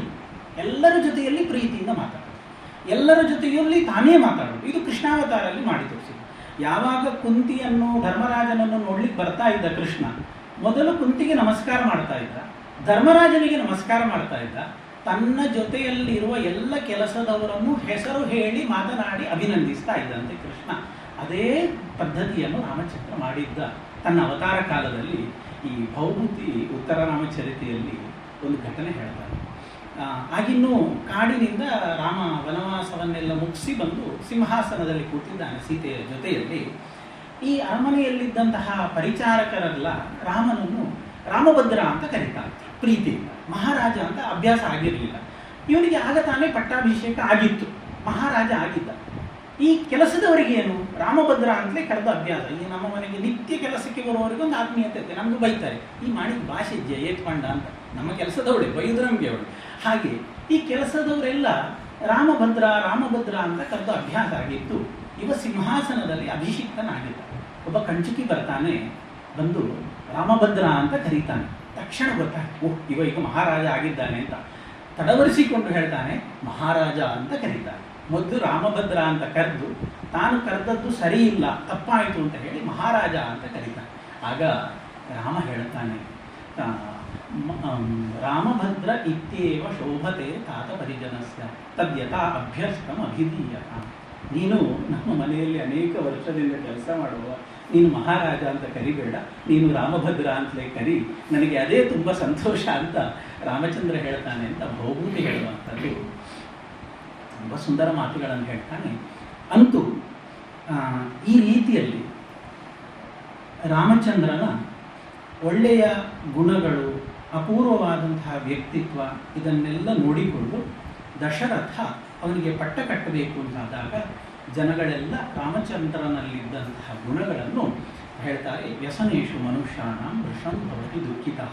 ಹಾಗಾಗಿ ಇಂತಹ ಎಲ್ಲ ಗುಣಗಳ ಗಣಿಯಾಗಿರುವಂತಹ ರಾಮಚಂದ್ರನಿಗೆ ದಶರಥ ನೀನು ಪಟ್ಟ ಕಟ್ಟು, ಇನ್ನು ಮುಂದೆ ರಾಜ್ಯದ ಚಿಂತೆ ನಿನಗೆ ಬೇಡ, ರಾಮಚಂದ್ರ ನೋಡಿಕೊಳ್ತಾನೆ ಅಂತ ಹೇಳಿ ಒಪ್ಪಿಸ್ತಾನೆ. ಇದು ನಾಳೆ ಪುಷ್ಯ ನಕ್ಷತ್ರ ಆದರೆ ಪುನರ್ವಸು ನಕ್ಷತ್ರದ ದಿವಸ ನಡೆದದ್ದು. ರಾಮಚಂದ್ರನಿಗೆ ಪಟ್ಟಾಭಿಷೇಕ ಮಾಡುವುದು ಅಂತ ತೀರ್ಮಾನ ಆಗ್ತದೆ. ತೀರ್ಮಾನ ಆಗಿ ಒಂದು ಹಂತದಲ್ಲಿ ವಿಷಯ ಎಲ್ಲ ಹೊರಗೆ ಪ್ರಚಾರಕ್ಕೆ ಬರ್ತದೆ, ಜನಗಳಿಗೆಲ್ಲ ದೊಡ್ಡ ಸಂಭ್ರಮ ಆಗ್ತದೆ. ರಾಜ ರಾಮಚಂದ್ರನನ್ನು ಕರೆದು ವಿಷಯವನ್ನು ತಿಳಿಸ್ತಾನೆ. ವಿಷಯವನ್ನು ತಿಳ್ಕೊಂಡಂತಹ ರಾಮ ಹೋಗ್ತಾನೆ. ಇಲ್ಲಿಗೆ ಒಂದು ಸಭೆ ಮುಗೀತದೆ. ಆದರೆ ದಶರಥನ ಗೊಂದಲ ಮುಗಿಯುವುದಿಲ್ಲ. ಇದು ವಿಷಯ ಈಗ ಸ್ಪ್ರೆಡ್ ಆಯಿತು, ನಾಳೆ ಇದಕ್ಕೆ ವಿಘ್ನಗಳು ಬರಬಹುದು. ಅದಕ್ಕೋಸ್ಕರಾಗಿ ಇನ್ನೂ ಪಟ್ಟಾಭಿಷೇಕ ಮಾಡುವುದು ಅಂತ ತೀರ್ಮಾನ ಆದ ಹಿನ್ನೆಲೆಯಲ್ಲಿ ತಡ ಮಾಡುವಂಥದ್ದು ಸರಿಯಲ್ಲ. ಅದಕ್ಕೋಸ್ಕರ ಇನ್ನೊಂದು ಕ್ಯಾಬಿನೆಟ್ ಮೀಟಿಂಗ್ ಕರೀತಾನೆ. ಇನ್ನೊಂದು ಕ್ಯಾಬಿನೆಟ್ ಮೀಟಿಂಗ್ ಕರೆದು ಕೇವಲ ಮಂತ್ರಿಗಳನ್ನೆಲ್ಲ ಮಾತ್ರ ಇಟ್ಟು ವಸಿಷ್ಠ ವಾಮದೇವಾದಿಗಳನ್ನಿಟ್ಟು ಹೇಳ್ತಾನೆ, ಇವತ್ತು ಪುನರ್ವಸು ನಕ್ಷತ್ರ, ರಾಮಚಂದ್ರನ ಜನ್ಮ ನಕ್ಷತ್ರ, ನಾಳೆ ಪುಷ್ಯ ನಕ್ಷತ್ರ ಹೇಳಿದ್ರೆ ಪಟ್ಟಾಭಿಷೇಕಕ್ಕೆ ಸೂಕ್ತವಾದ ನಕ್ಷತ್ರ. ಶ್ವೇವ ಪುಷ್ಯೋ ಭವಿತಾ ಶೋಭಿಷೇಚ್ಯಸ್ತು ಮೇಸುತಃ. ನಾಳೆ ಪುಷ್ಯ ನಕ್ಷತ್ರ ಉಂಟು, ಹೇಗೂ ನಮಗೆ ಮಾಡಲಿಕ್ಕೆ ಉಂಟು, ಯಾಕೆ ತಡ ಮಾಡಬೇಕು, ನಾಳೆಯೇ ಮಾಡೋಣ ಕೇಳ್ತಾನೆ ದಶರಥ. ಅವರು ಆಯಿತು ಅಂತ ಹೇಳ್ತಾರೆ. ಒಪ್ಪಿಕೊಂಡು ಎಷ್ಟು ದೊಡ್ಡ ಸಂಭ್ರಮ, ಎಷ್ಟು ದಿವಸದ ಸಿದ್ಧತೆಗಳು ಬೇಕಿತ್ತು, ಎಲ್ಲವನ್ನು ಬಗೆದಿಟ್ಟು ಒಂದು ದಿನದ ಮೀಟಿಂಗಲ್ಲಿ ಮಾಡುವುದು ಅಂತ ತೀರ್ಮಾನ ಮಾಡ್ತಾನೆ. ವೆರಿ ನೆಕ್ಸ್ಟ್ ಆ ಎಲ್ಲ ಮೀಟಿಂಗ್ ವಿಸರ್ಜನೆಯಾಗಿ ಸಂಜೆಯ ಒಳಗಡೆಯಾಗಿ ಇನ್ನೊಂದು ಕ್ಯಾಬಿನೆಟ್ ಮೀಟಿಂಗ್ ಕರೆದು ನಾಳೆಯೇ ರಾಮಚಂದ್ರನಿಗೆ ಪಟ್ಟಾಭಿಷೇಕ ಮಾಡುವುದು ಅಂತ ದಶರಥ ತೀರ್ಮಾನ ಮಾಡ್ತಾನೆ. ಯಾವ ಮುಹೂರ್ತವನ್ನು ವಸಿಷ್ಠ ವಾಮದೇವಾದಿಗಳು ಕೊಟ್ಟದ್ದಲ್ಲ. ಅನೇಕ ಜನ ಆಕ್ಷೇಪ ಮಾಡ್ತಾರೆ, ವಸಿಷ್ಠರು ಕೊಟ್ಟ ಮುಹೂರ್ತದಲ್ಲಿ ಅದು ಹೇಗೆ ತಪ್ಪಿ ಹೋಯಿತು ಅಂತ ಆಕ್ಷೇಪ ಮಾಡ್ತಾರೆ. ಮುಹೂರ್ತ ಕೊಟ್ಟದ್ದು ವಸಿಷ್ಠ ವಾಮದೇವಾದಿಗಳಲ್ಲ, ಇದನ್ನು ಮಾಡಬೇಕು ಅಂತ ತೀರ್ಮಾನ ಮಾಡಿದ್ದು ಸ್ವಯಂ ದಶರಥ. ಇತ್ಲಾಗಿ ಏನಾಗಿದೆ, ರಾಮಚಂದ್ರನಿಗೆ ಪಟ್ಟ ಕಟ್ಟುವುದು ಅಂತ ತೀರ್ಮಾನ ಆಗಿ ಅವನ ಹತ್ರ ಹೇಳಿದ ನಂತರ ರಾಮ ನಿಧಾನವಾಗಿ ತನ್ನ ತಾಯಿಯ ಅರಮನೆಗೆ, ಕೌಸಲ್ಯೆಯ ಅರಮನೆಗೆ ಬರ್ತಾನೆ. ಅರಮನೆಗೆ ಬಂದು ತಾಯಿಗೆ ನಮಸ್ಕಾರ ಮಾಡಿ ಹೇಳ್ತಾನೆ. ಏನು ಹೇಳ್ತಾನೆ ಗೊತ್ತಿಲ್ಲ, ಎಲ್ಲ ಸಾಮಾನ್ಯ ಆದರೆ ನನಗೆ ಅಪ್ಪ ಪಟ್ಟ ಕಟ್ತಾನಂತೆ, ನಾನು ಮಹಾರಾಜ ಆಗ್ತೇನೆ, ದೊಡ್ಡ ಸಿಂಹಾಸನ ಸಿಗ್ತದೆ, ಎಲ್ಲ ಏನೇನು ಹೇಳ್ತಾ ಇದ್ರು. ರಾಮಚಂದ್ರ ಒಂದೇ ಮಾತು ಹೇಳ್ತಾನೆ, ಅಂಬಪಿತ್ರ ನಿಯುಕ್ತೋಸ್ಮಿ ಪ್ರಜಾಪಾಲನ ಕರ್ಮಣಿ. ಅಮ್ಮ, ಪ್ರಜೆಗಳನ್ನು ನೋಡ್ಲಿಕ್ಕೋಸ್ಕರ ಅಪ್ಪ ನನಗೆ ಅಧಿಕಾರ ಕೊಡ್ತಾ ಇದ್ದೀನಿ ಅಂತ ಮಾತು. ರಾಮಚಂದ್ರ ಒಂದೇ ಮಾತು, ಅಂಬಪಿತ್ರ ನಿಯುಕ್ತೋಸ್ಮಿ ಪ್ರಜಾಪಾಲನ ಕರ್ಮಣಿ. ಪ್ರಜೆಗಳನ್ನು ಪಾಲಿಸುವಂತಹ ಕೆಲಸದಲ್ಲಿ ಅಪ್ಪ ನನ್ನನ್ನು ನಿಯೋಜನೆಗೊಳಿಸಿದ್ದಾನೆ. ನನಗೆ ಪಟ್ಟ ಕಟ್ತಾನೆ, ನಾನು ಮಹಾರಾಜ ಸಿಂಹ, ನೋ ನಥಿಂಗ್, ಏನೂ ಇಲ್ಲ. ನನಗೆ ಜನಗಳನ್ನು ನೋಡುವ ಜವಾಬ್ದಾರಿಯನ್ನು ಕೊಟ್ಟಿದ್ದಾನೆ. ಆ ತಾಯಿ ಅನೇಕ ವರ್ಷದಿಂದ ನಿರಂತರ ದುಃಖವನ್ನೇ ಅನುಭವಿಸಿದವಳು ಕೌಸಲ್ಯ. ಅದರ ಪ್ರಕರಣಗಳು ಮುಂದೆ ಬರ್ತದೆ, ವಿಸ್ತಾರವಾಗಿ ನಾವು ನೋಡಲಿಕ್ಕಿದ್ದೇವೆ. ಅವಳು ಹೇಳ್ತಾಳೆ, ಅವಳ ಮನಸ್ಸಿನಲ್ಲೂ ಭಯ ಉಂಟು, ಇದಾಗ್ತದಾ ಇಲ್ವಾ ಅಂತ. ರಾಮನಿಗೆ ಆಶೀರ್ವಾದ ಮಾಡ್ತಾಳೆ, ವತ್ಸರಾಮ ಚಿರಂಜೀವ ಹತಾಸ್ತೆ ಪರಿಪಂಥಿನ. ರಾಮ, ನೀನು 100 ವರ್ಷ ಬದುಕು, ನಿನ್ನ ಶತ್ರುಗಳೆಲ್ಲ ನಾಶ ಹೊಂದಲಿ ಅಂತ. ಅಂದರೆ ಅವಳ ಮನಸ್ಸಿನಲ್ಲೂ ಭಯ ಇತ್ತು. ನಿನ್ನ ಈ ಕೆಲಸಕ್ಕೆ ವಿಘ್ನವನ್ನು ಕೊಡುವಂತಹ ಶತ್ರುಗಳು ಇದ್ದಾರೆ ಅನ್ನುವಂತಹ ಭಯ ಕೌಸಲ್ಯೆಯ ಮನಸ್ಸಿನಲ್ಲೂ ಕೂಡ ಇತ್ತು. ಅದಕ್ಕೋಸ್ಕರ ಅವಳು ಹೇಳ್ತಾಳೆ, ಜ್ಞಾತೀನ್ಮೇ ತ್ವಂ ಶ್ರಿಯಾಯುಕ್ತ ಸುಮಿತ್ರಾಯಾಶ್ಚ ನಂದಯ. ಕೋಟ್ ಮಾಡುವಾಗ ತನ್ನನ್ನು ಮತ್ತು ಸುಮಿತ್ರೆಯನ್ನು ಮಾತ್ರ ಹೇಳ್ತಾಳೆ, ಕೈಕೇಯಿಯನ್ನು ಹೇಳುವುದಿಲ್ಲ ಕೌಸಲ್ಯ. ಇದು ಅಂತಃಪುರದಲ್ಲಿದ್ದಂತಹ ರಾಜಕೀಯ. ನೀನು ಆ ರಾಜ್ಯಶ್ರೀಯನ್ನು ಪಡ್ಕೊಂಡು ನನ್ನ ಮತ್ತೆ ಸುಮಿತ್ರೆಯ ನಮ್ಮಿಬ್ಬರ ಮತ್ತೆ ನಮ್ಮ ಬಂಧುಗಳನ್ನೆಲ್ಲ ಆನಂದಗೊಳಿಸು ಅಂತ ಹೇಳುವಾಗ ಕೌಸಲ್ಯೆಯ ಮನಸ್ಸಿನಲ್ಲಿ ಕೈಕೇಯಿಯ ಬಗ್ಗೆ ಇದ್ದಂತಹ ಅಸಹನೆ ಅದು ಹೊರಗೆ ಬೀಳುತ್ತದೆ. ನಮಸ್ಕಾರ ಮಾಡ್ತಾನೆ. ಹತ್ತಿರದಲ್ಲಿ ಲಕ್ಷ್ಮಣ ಇರ್ತಾನೆ. ಏನಾದರೂ ಲಕ್ಷ್ಮಣ ರಾಮನನ್ನು ಬಿಟ್ಟು ಹೋಗುವುದಿಲ್ಲ, ರಾಮನೂ ಲಕ್ಷ್ಮಣನನ್ನು ಬಿಟ್ಟು ಹೋಗುವುದಿಲ್ಲ. ಏನು ಹೇಳ್ತಾನೆ ಗೊತ್ತು? ನಾನು ಸಿಂಹಾಸನದಲ್ಲಿ ಕೂತ್ಕೊಳ್ತೇನೆ ಲಕ್ಷ್ಮಣ, ನೀನು ಮತ್ತೆ ನನಗೆ ಗೃಹ ಸಚಿವನಾಗಿಯೋ ಇನ್ನೊಂದು ಅಲ್ಲ. ಲಕ್ಷ್ಮಣನ ಹತ್ರ ರಾಮ ಹೇಳುವುದು, ಲಕ್ಷ್ಮಣೇ ಮಾಂ ಮಯಾ ಸಾರ್ಧಂ ಪ್ರಸಾದಿತ್ವಂ ವಸುಂಧರಾಂ. ನೀನು ನನ್ನ ಜೊತೆಗೆ ಸೇರಿಕೊಂಡು ಈ ಆಳ್ವಿಕೆಯನ್ನು ಮಾಡು. ನೀನು ನನಗಿಂತ ಕೆಳಗಲ್ಲ, ತಮ್ಮ ಆಗಿರಬಹುದು. ಆಳ್ವಿಕೆಯಲ್ಲಿ ನಮ್ಮಿಬ್ಬರಿಗೂ ಕೂಡ ಸಮಾನವಾದಂತಹ ಅಧಿಕಾರ. ಲಕ್ಷ್ಮಣೇ ಮಾಂ ಮಯಾ ಸಾರ್ಧಂ, ನನ್ನ ಜೊತೆಯಲ್ಲಿ ಪ್ರಸಾದಿತ್ವಂ ವಸುಂಧರಾಂ, ಈ ಎಲ್ಲ ಆಳ್ವಿಕೆಯನ್ನು ನನ್ನ ಜೊತೆಗೆ ಮಾಡುವಂತ ಲಕ್ಷ್ಮಣನಿಗೆ ಮತ್ತೆ ರಾಮಚಂದ್ರ ಹೇಳ್ತಾನೆ ಅನ್ನುವಲ್ಲಿಗೆ ಒಂದು ಹಂತದಲ್ಲಿ ಒಳ್ಳೆ ಅಯೋಧ್ಯ ಪಟ್ಟಣದಲ್ಲಿ ಸಂಭ್ರಮದ ವಾತಾವರಣ ನಿರ್ಮಾಣ ಆಗ್ತದೆ. ಜನಗಳೆಲ್ಲ ತಮ್ಮ ಮನೆಯ ಮುಂದಿರುವ ರಸ್ತೆಗೆ ನೀರು ಹಾಕಿ, ತೋರಣ ಹಾಕಿ, ವಾದ್ಯಘೋಷಗಳಿಂದ ಸಂಭ್ರಮಿಸ್ತಾ ಇರ್ತಾರೆ. ರಾಮಚಂದ್ರನಿಗೆ ಪಟ್ಟಾಭಿಷೇಕ ಅಂತ ಗೊತ್ತಿರ್ತದೆ, ದಿನ ನಿಶ್ಚಯ ಆದದ್ದು ಗೊತ್ತಿರುವುದಿಲ್ಲ. ಇತ್ತ ಬದಿಯಲ್ಲಿ ದಶರಥ ಮೀಟಿಂಗ್ ಮಾಡಿ ನಾಳೆಯೇ ಪಟ್ಟಾಭಿಷೇಕ ಮಾಡುವುದು ಅಂತ ತೀರ್ಮಾನ ಮಾಡಿರ್ತಾನೆ. ಈ ಒಮ್ಮೆ ಹೋದಂತಹ ರಾಮಚಂದ್ರನನ್ನು ಮತ್ತೆ ಕರೆಸಿಕೊಂಡು ನಾಳೆ ಪಟ್ಟಾಭಿಷೇಕ ನಿಮಗೆ ಮಾಡುವುದು ಅಂತ ಹೇಳ್ತಾನೆ. ನಾಳೆ ಪಟ್ಟಾಭಿಷೇಕ ಆದರೆ ಇವತ್ತು ಪೂರ್ವಭಾವಿಯಾಗಿ ಮಾಡುವಂತಹ ಒಂದಿಷ್ಟು ಕೆಲಸಗಳು, ಸಂಪ್ರದಾಯಗಳು ಉಂಟು, ನೀನು ಅದನ್ನೆಲ್ಲ ತಿಳ್ಕೊಂಡು ಮಾಡು ಅನ್ನುವಂತಹ ನಿರ್ದೇಶ ಕೊಡ್ತಾನೆ. ರಾಮಚಂದ್ರ ಒಪ್ಪಿಕೊಂಡು ಹೋಗ್ತಾನೆ ಅನ್ನುವಲ್ಲಿಗೆ ಒಂದು ಹಂತದಲ್ಲಿ ಮುಗಿತು. ದೊಡ್ಡ ಸಂಭ್ರಮ ಅಯೋಧ್ಯೆಯಲ್ಲಿ. ಜನಗಳೆಲ್ಲ 10 ವರ್ಷದಿಂದ ಕಾಯ್ತಾ ಇದ್ದರು ರಾಮನನ್ನು ಸಿಂಹಾಸನದಲ್ಲಿ ನೋಡಬೇಕು ಅಂತ. ಅಂತಹ ಗಳಿಗೆ ಕೂಡಿ ಬಂದಿದೆ. ಎಲ್ಲ ಇಡೀ ಅಯೋಧ್ಯೆ ಸಂಭ್ರಮದ ವಾತಾವರಣ, ಅರಮನೆಯಲ್ಲಿ ಸಂಭ್ರಮದ ವಾತಾವರಣ. ಕೌಸಲ್ಯೆಯ ಅರಮನೆಯಲ್ಲೂ ಕೂಡ ತುಂಬ ಸಂತೋಷ. ಕೌಸಲ್ಯೆ ತನ್ನ ಜೊತೆಗಿದ್ದವರಿಗೆಲ್ಲ ದೊಡ್ಡ ದಾನಗಳನ್ನೆಲ್ಲ ಕೊಡ್ತಾ ಇದ್ದಾಳಂತೆ. ಇಷ್ಟೆಲ್ಲ ನಡೀತಾ ಇರುವಾಗ ಕೈಕೇಯಿಯ ಒಬ್ಬಳು ಸೇವಿಕೆ, ಮಂಥರ ಅಂತ ಹೆಸರು, ಅವಳು ಏನೋ ಯಾದೃಚ್ಛಿಕವಾಗಿ ತಾನು ಕೈಕೇಯಿಯ ಅರಮನೆಯಲ್ಲಿದ್ದವಳು ಉಪ್ಪರಿಗೆಯನ್ನು, ಟ್ಯಾರೇಸನ್ನು ಹತ್ತಿ ನೋಡುತ್ತಾಳಂತೆ. ಏನು ದೊಡ್ಡ ಸಂಭ್ರಮ ನಡೀತಾ ಉಂಟು ಅನ್ನೋರಿಗೆ ಕಥೆ ತಿರುವನ್ನು ಪಡೆದುಕೊಳ್ತದೆ. ಜ್ಞಾತಿದಾಸಿ ಯಥೋಜಾತ ಕೈಕೇಯಿಯಾಸ್ತು ಸಹೋಷಿತ ಪ್ರಾಸಾದಂ ಚಂದ್ರಸಂಕಾಶಂ ಆರುರೋಹ ಎದುರುಚ್ಛಯ. ಅವಳು ಹೇಳ್ತಾಳೆ, ಇವಳು ಸಾಮಾನ್ಯ ಅಲ್ಲ, ಸಹೋಷಿತ, ಕೈಕೇಯಿಯ ಜೊತೆಗೆಲ್ಲ ಇದ್ದವಳು. ಎಲ್ಲಿಂದ ಬಂದವಳು, ಇವಳು ಯಾರು ಆಗಿದ್ಲು, ಅವಳ ಹಿಸ್ಟ್ರಿ ಗೊತ್ತಿಲ್ಲ. ಆದರೆ ಬಂದು ಸೇರಿಕೊಂಡಿದ್ದಾಳೆ. ಕೈಕೇಯಿಯನ್ನು ಹಿಡ್ಕೊಂಡವಳು ಮತ್ತೆ ಬಿಡಲೇ ಇಲ್ಲ. ನಮ್ಮ ಮಠದಲ್ಲಿ ಇರ್ತಾರೆ ಅಂತವ್ರೆ, ಸ್ವಾಮಿಗಳನ್ನು ಹಿಡ್ಕೊಂಡ್ರೆ ಮತ್ತೆ ಕೆಲಸ ಮಾಡಲಿಕ್ಕೆ ಬಿಡುವುದಿಲ್ಲ ಸ್ವಾಮಿಗಳಿಗೆ. ಹಾಗೆ ಕೈಕೇಯಿಯನ್ನು ಹಿಡ್ಕೊಂಡಿದ್ದಾಳೆ. ಮುಂದೆ ಹಿಂದೆ ನೋಡದೆ 24 ಗಂಟೆ ಕೈಕೇಯಿಯ ಜೊತೆಯಲ್ಲಿ ಇರ್ತಾಳೆ. ಜ್ಞಾತಿದಾಸಿ ಯಥೋಜಾತ ಕೈಕೇಯಿಯಾಸ್ತು ಸಹೋಷಿತ, ನಿತ್ಯ ಅವಳ ಜೊತೆ ಇದ್ದವಳು. ಮದುವೆಯಾಗಿ ಬಂದಾಗ ಅವಳ ಜೊತೆಗೆ ಇತ್ಲಾಗಿ ಬಂದಿದ್ದಾಳೆ.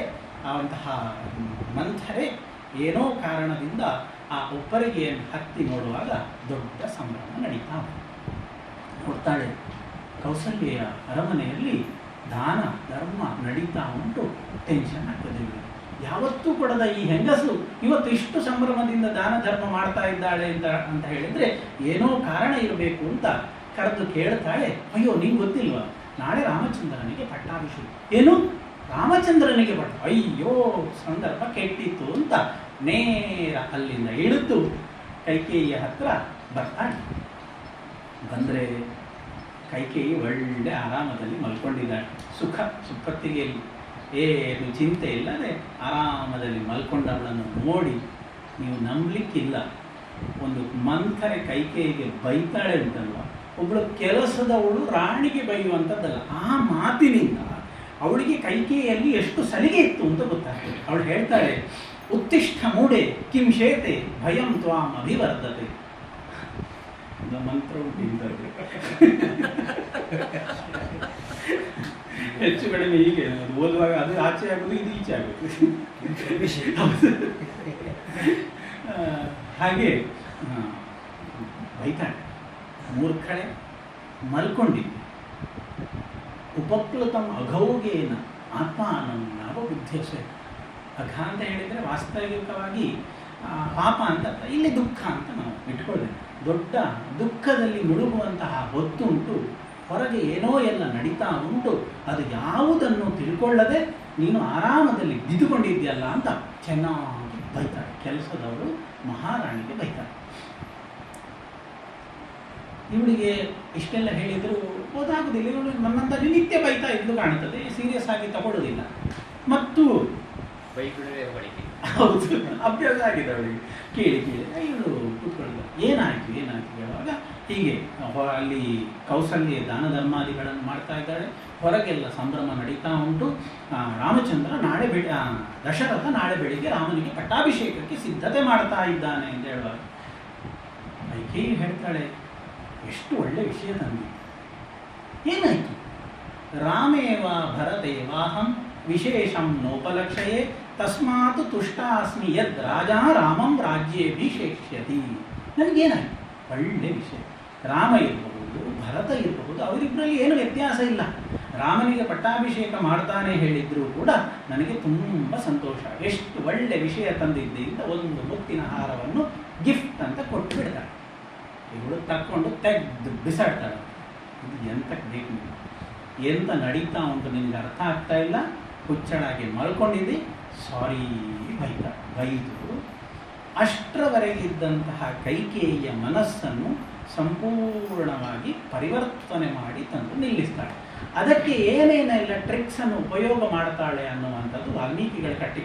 ಎಲ್ಲ ಕೇಳಿದರೆ ನಮಗೂ ಮನಸ್ಸು ಸ್ವಲ್ಪ ಹಾಳಾಗ್ತದೆ, ಹಾಗಾಗಿ ಎಲ್ಲ ಹೇಳೋದಿಲ್ಲ. ಈ ಮಹಾಭಾರತದಲ್ಲಿ ಕಣಿಕ ನೀತಿ ಅಂತ ಒಂದು, ಅದು ಹಾಗೆ, ಅದು ಸರಿಯಾಗಿ ಓದಿದಾಗ ನಮಗೆ ಅದೇ ಸರಿ ಇದ್ದಾಗ ಆಗ್ತದೆ. ಮತ್ತೆ ಸರಿದಾರಿಗೆ ಬರಬೇಕಾದ್ರೆ ತುಂಬ ಹೌದು. ಹಾಗೆ ಇದು ಕೂಡ ಮಂಥರೆ ಹೇಳುವಂಥದ್ದು ಎಲ್ಲ ಕೇಳಿದರೆ ನಮ್ಮದು ಸ್ವಲ್ಪ ತಲೆ ಕೆಟ್ಟು ಹೋಗ್ತದೆ. ಆ ರೀತಿಯಲ್ಲಿ ಹಂತ ಹಂತವಾಗಿ ಕೈಕೇಯಿಯ ಮನಸ್ಸನ್ನು ಮಂಥರೆ ಪರಿವರ್ತನೆ ಮಾಡುವ ಭಾಗವನ್ನು ವಾಲ್ಮೀಕಿಗಳು ತುಂಬ ಸುಂದರವಾಗಿ ಕಟ್ಟಿಕೊಡ್ತಾರೆ. ಅವರು ಹೇಳ್ತಾರೆ, ಮಂಥರೆ ನೋಡು ಕೈಕೇಯಿ, ರಾಮೇವ ಭರತೇವಾಹಂ ವಿಶೇಷಂ ನೋಪಲಕ್ಷೆ ಅಂತ ಹೇಳಿದ್ಯಲ್ವಾ, ರಾಮ ಆಗಲಿ ಅದು ನೀನು ಹೇಳುವಂಥದ್ದು ಹಾಗಿಲ್ಲ. ನಾಳೆ ರಾಮಚಂದ್ರ ಪಟ್ಟಾಭಿಷೇಕನಾದ ಅಂತಾದರೆ ಮಾರನೆಯ ದಿನದಿಂದ ನಿನ್ನ ಸ್ಥಿತಿ ಏನಾಗ್ತದೆ ಯೋಚನೆ ಮಾಡು. ನಿನ್ನ ಸ್ಥಿತಿ ಬಿಟ್ಟು ಬಿಡು, ನೀನು ಹೆಂಗಸು ಹೇಗಾದ್ರೂ ಬದುಕೊಳ್ಳಿ. ನಿನ್ನ ಮಗನ ಪರಿಸ್ಥಿತಿ ಏನಾಗ್ತದೆ ಗೊತ್ತುಂಟ ನಿನಗೆ? ರಾಮ ಪಟ್ಟಾಭಿಷಿಕ್ತನಾದ ಅಂತಾದರೆ ಅವಳು ಹೇಳ್ತಾಳೆ, ಅಶ್ವಿನೋರಿವ ಸೌಭ್ರಾತ್ರಂ ತಯೋ ಲೋಕೇಶು ವಿಶ್ಯುತಂ ತಸ್ಮಾನ್ನ ಲಕ್ಷ್ಮಣೇ ರಾಮ ಪಾಪಂ ಕಿಂಚಿತ್ ಕರಿಷ್ಯತಿ ರಾಮಸ್ತು ಭರತೆ ಪಾಪಂ ಕುರ್ಯಾದೇವ ನ ಸಂಶಯ. ನೋಡು, ರಾಮ ಸಿಂಹಾಸನದಲ್ಲಿ ಕೂತ ಅಂತಂದರೆ ಲಕ್ಷ್ಮಣನಿಗೇನು ತೊಂದರೆ ಇಲ್ಲ. ಯಾಕೆ? ಅಶ್ವಿನೋರಿವ ಸೌಭ್ರಾತ್ರಂ ತಯೋ ಲೋಕೇಶು, ಅವರು ಅಶ್ವಿನಿ ದೇವತೆಗಳ ಹಾಗೆ.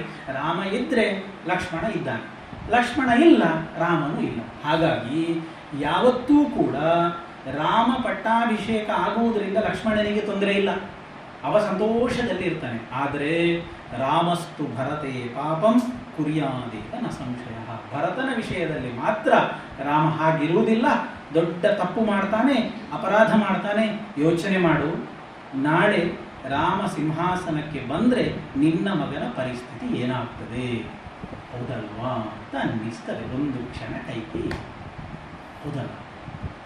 ಮಾತ್ರ ಅಲ್ಲ, ಮತ್ತೆ ಹೇಳ್ತಾಳೆ, ಅದಕ್ಕೋಸ್ಕರವಾಗಿ ನಮಗೆ ಸಿಂಹಾಸನದಲ್ಲಿ ಭರತನೇ ಕೂತ್ಕೊಳ್ಬೇಕು, ರಾಮ ಅಲ್ಲ. ಅಲ್ಲ, ಭರತ ಕೂತ್ಕೊಳ್ಬೇಕು ಅಂತ ಹೇಳಿದರೆ ದೊಡ್ಡವ ಲಕ್ಷ್ಮಣ ಇದ್ದಾನಲ್ಲ, ರಾಮನನ್ನು ನಾವು ಬೇಡ ಅಂತ ತಡಿಬಹುದು. ರಾಮನನ್ನು ತಡೆದ್ರೆ ಲಕ್ಷ್ಮಣ ಬರ್ತಾನೆ, ಭರತ ಬರುವುದಿಲ್ಲ. ಹಾಗೆ ಹಾಗೆ ಹೇಳ್ತಾಳೆ, ಪ್ರತ್ಯಾಸನ್ನ ಕ್ರಮೇಣ ಭರತಸ್ಯೈವ ಭಾವಿನಿ ರಾಜ್ಯಕ್ರಮ ಪ್ರತ್ಯಾಸನ್ನ ಕ್ರಮೇಣ ಭರತಸ್ಯೈವ ಭಾವಿನಿ ರಾಜ್ಯಕ್ರಮ ವಿಪ್ರೋಷಿತ. ಅಂದರೆ ನೋಡು, ಇದು ನಾವು ಮೊನ್ನೆ ಮಾತಾಡಿದ್ದು ಪ್ರತ್ಯಾಸನ್ನ ಕ್ರಮ ಅಂತಂದರೆ ಅದಕ್ಕೆ 2-3 ಅರ್ಥಗಳುಂಟು. ಒಂದು, ಈ ಪ್ರತಿಜ್ಞೆ ಹಿಂದೆ ಅಶ್ವಪತಿ ರಾಜನಿಗೂ ಮತ್ತು ದಶರಥನಿಗೂ ಆದಂತಹ ಮಾತುಗಳು, ಆ ಮಾತಿಗೆ ಅನುಸಾರವಾಗಿ ನೀನು ಸಿಂಹಾಸನಕ್ಕೆ ಬರಬೇಕು ಅನ್ನುವಂಥದ್ದು ಒಂದು ಅರ್ಥ. ಅದರ ಜೊತೆಯಲ್ಲಿ ಪ್ರತ್ಯಾಸನ್ನ ಕ್ರಮ ಅಂತ ಹೇಳಿದ್ರೆ ಸಮೀಪವರ್ತಿಯಾದದ್ದು. ಯಾರು ಕೇಳಿದ್ರೆ ಕೌಸಲ್ಯ ನಂತರ ಬಂದದ್ದು ಕೈಕೇಯಿ. ಹಾಗಾಗಿ ರಾಮನನ್ನು ದೂರ ಮಾಡಿದರೆ ನೆಕ್ಸ್ಟ್ ಚಾನ್ಸ್ ಯಾರಿಗೆ ಸಿಗಬೇಕು? ದೊಡ್ಡವ ಲಕ್ಷ್ಮಣ. ಅಧಿಕಾರದಲ್ಲಿ ಯಾರು ಬಂದದ್ದು? ಕೌಸಲ್ಯ ನಂತರ ಬಂದದ್ದು ಕೈಕೇಯಿ. ಹಾಗಾಗಿ ಕೌಸಲ್ಯ ಮಗನಿಗೆ ತಪ್ಪಿದರೆ 2ನೇ ಹೆಂಡತಿ ನೀನು. ಸೊ ನಿನ್ನ ಮಗನಿಗೆ ರಾಜ್ಯ ಬರಬೇಕು. ಪ್ರತ್ಯಾಸನ್ನ ಕ್ರಮೇಣ ಅಪಿ ಭರತಸ್ಯೈವ ಭಾಮಿನಿ ರಾಜ್ಯಕ್ರಮ ವಿಪ್ರೋಷಿತಃ. ಹಾಗಾಗಿ ನೋಡು, ನಾವು ಲಕ್ಷ್ಮಣನನ್ನು ದೂರ ಮಾಡುವಂತಹ ಪ್ರಸಂಗ ಇಲ್ಲ. ಅವ ರಾಮಚಂದ್ರನ ಜೊತೆಯಲ್ಲಿ ಇರುವವ, ಸಿಂಹಾಸನದಲ್ಲಿ ಕೂತ್ಕೊಳ್ಳುವುದಿಲ್ವ, ಅವ ಹೊರಟು ಹೋಗ್ತಾನೆ. ಇನ್ನು ನೆಕ್ಸ್ಟಿಗೆ ಬಂದಿರುವಂಥದ್ದು ನಿನ್ನ ಮಗ. ಹಾಗಾಗಿ ನಿನ್ನ ಮಗನಿಗೆ ಇದರಿಂದಾಗಿ ರಾಜ್ಯ ಸಿಗಬೇಕು ಅನ್ನುವ ರೀತಿಯಲ್ಲಿ ಅವಳನ್ನು ಹಂತ ಹಂತವಾಗಿ ಮನಸ್ಸನ್ನು ಪರಿವರ್ತನೆ ಮಾಡ್ತಾಳೆ. ಮತ್ತೆ ಹೇಳ್ತಾಳೆ, ನೋಡು, ಇಷ್ಟಕ್ಕೆ ಮುಗಿಯುವುದಿಲ್ಲ ಕಥೆ, ಇನ್ನೂ ಕೂಡ ತುಂಬ ದೊಡ್ಡದುಂಟು. ಈ ಹಿಂದೆಲ್ಲ ನೀನು ಎಂತ ಆಟ ಆಡಿದ್ದೀನಿ ನೆನ್ಪುಂಟ ನಿನಗೆ ನಿನ್ನ ಮಾತನ್ನು ದಶರಥ ಕೇಳ್ತಾನೆ, ನೀನು ಹೇಳಿದ್ದನ್ನು ಅನುಸರಿಸ್ತಾನೆ ಅಂತ ನೀನು ಕೌಸಲ್ಯನ್ನು ಎಷ್ಟು ಆಟ ಆಡಿಸಿದ್ದೀನಿ ನೆನ್ಪುಂಟ ನಿನಗೆ? ನೀನೆಲ್ಲ ಆಟ ಆಡಿಸಿದ್ದನ್ನು ಕೌಸಲ್ಯ ಮರೆತು ಬಿಡ್ತಾಳ. ಈಗ ರಾಮ ಪಟ್ಟಕ್ಕೆ ಹೋದ ಅಂತಂದರೆ ಕೌಸಲ್ಯ ರಾಜಮಾತೆಯಾಗಿ ನೀನು ಅವತ್ತು ಮಾಡಿದಂತಹ ಎಲ್ಲ ಆಟವನ್ನು ನಿನಗೆ ಹಿಂದಿರುಗಿಸ್ತಾಳೆ ಅಂತಾಳೆ.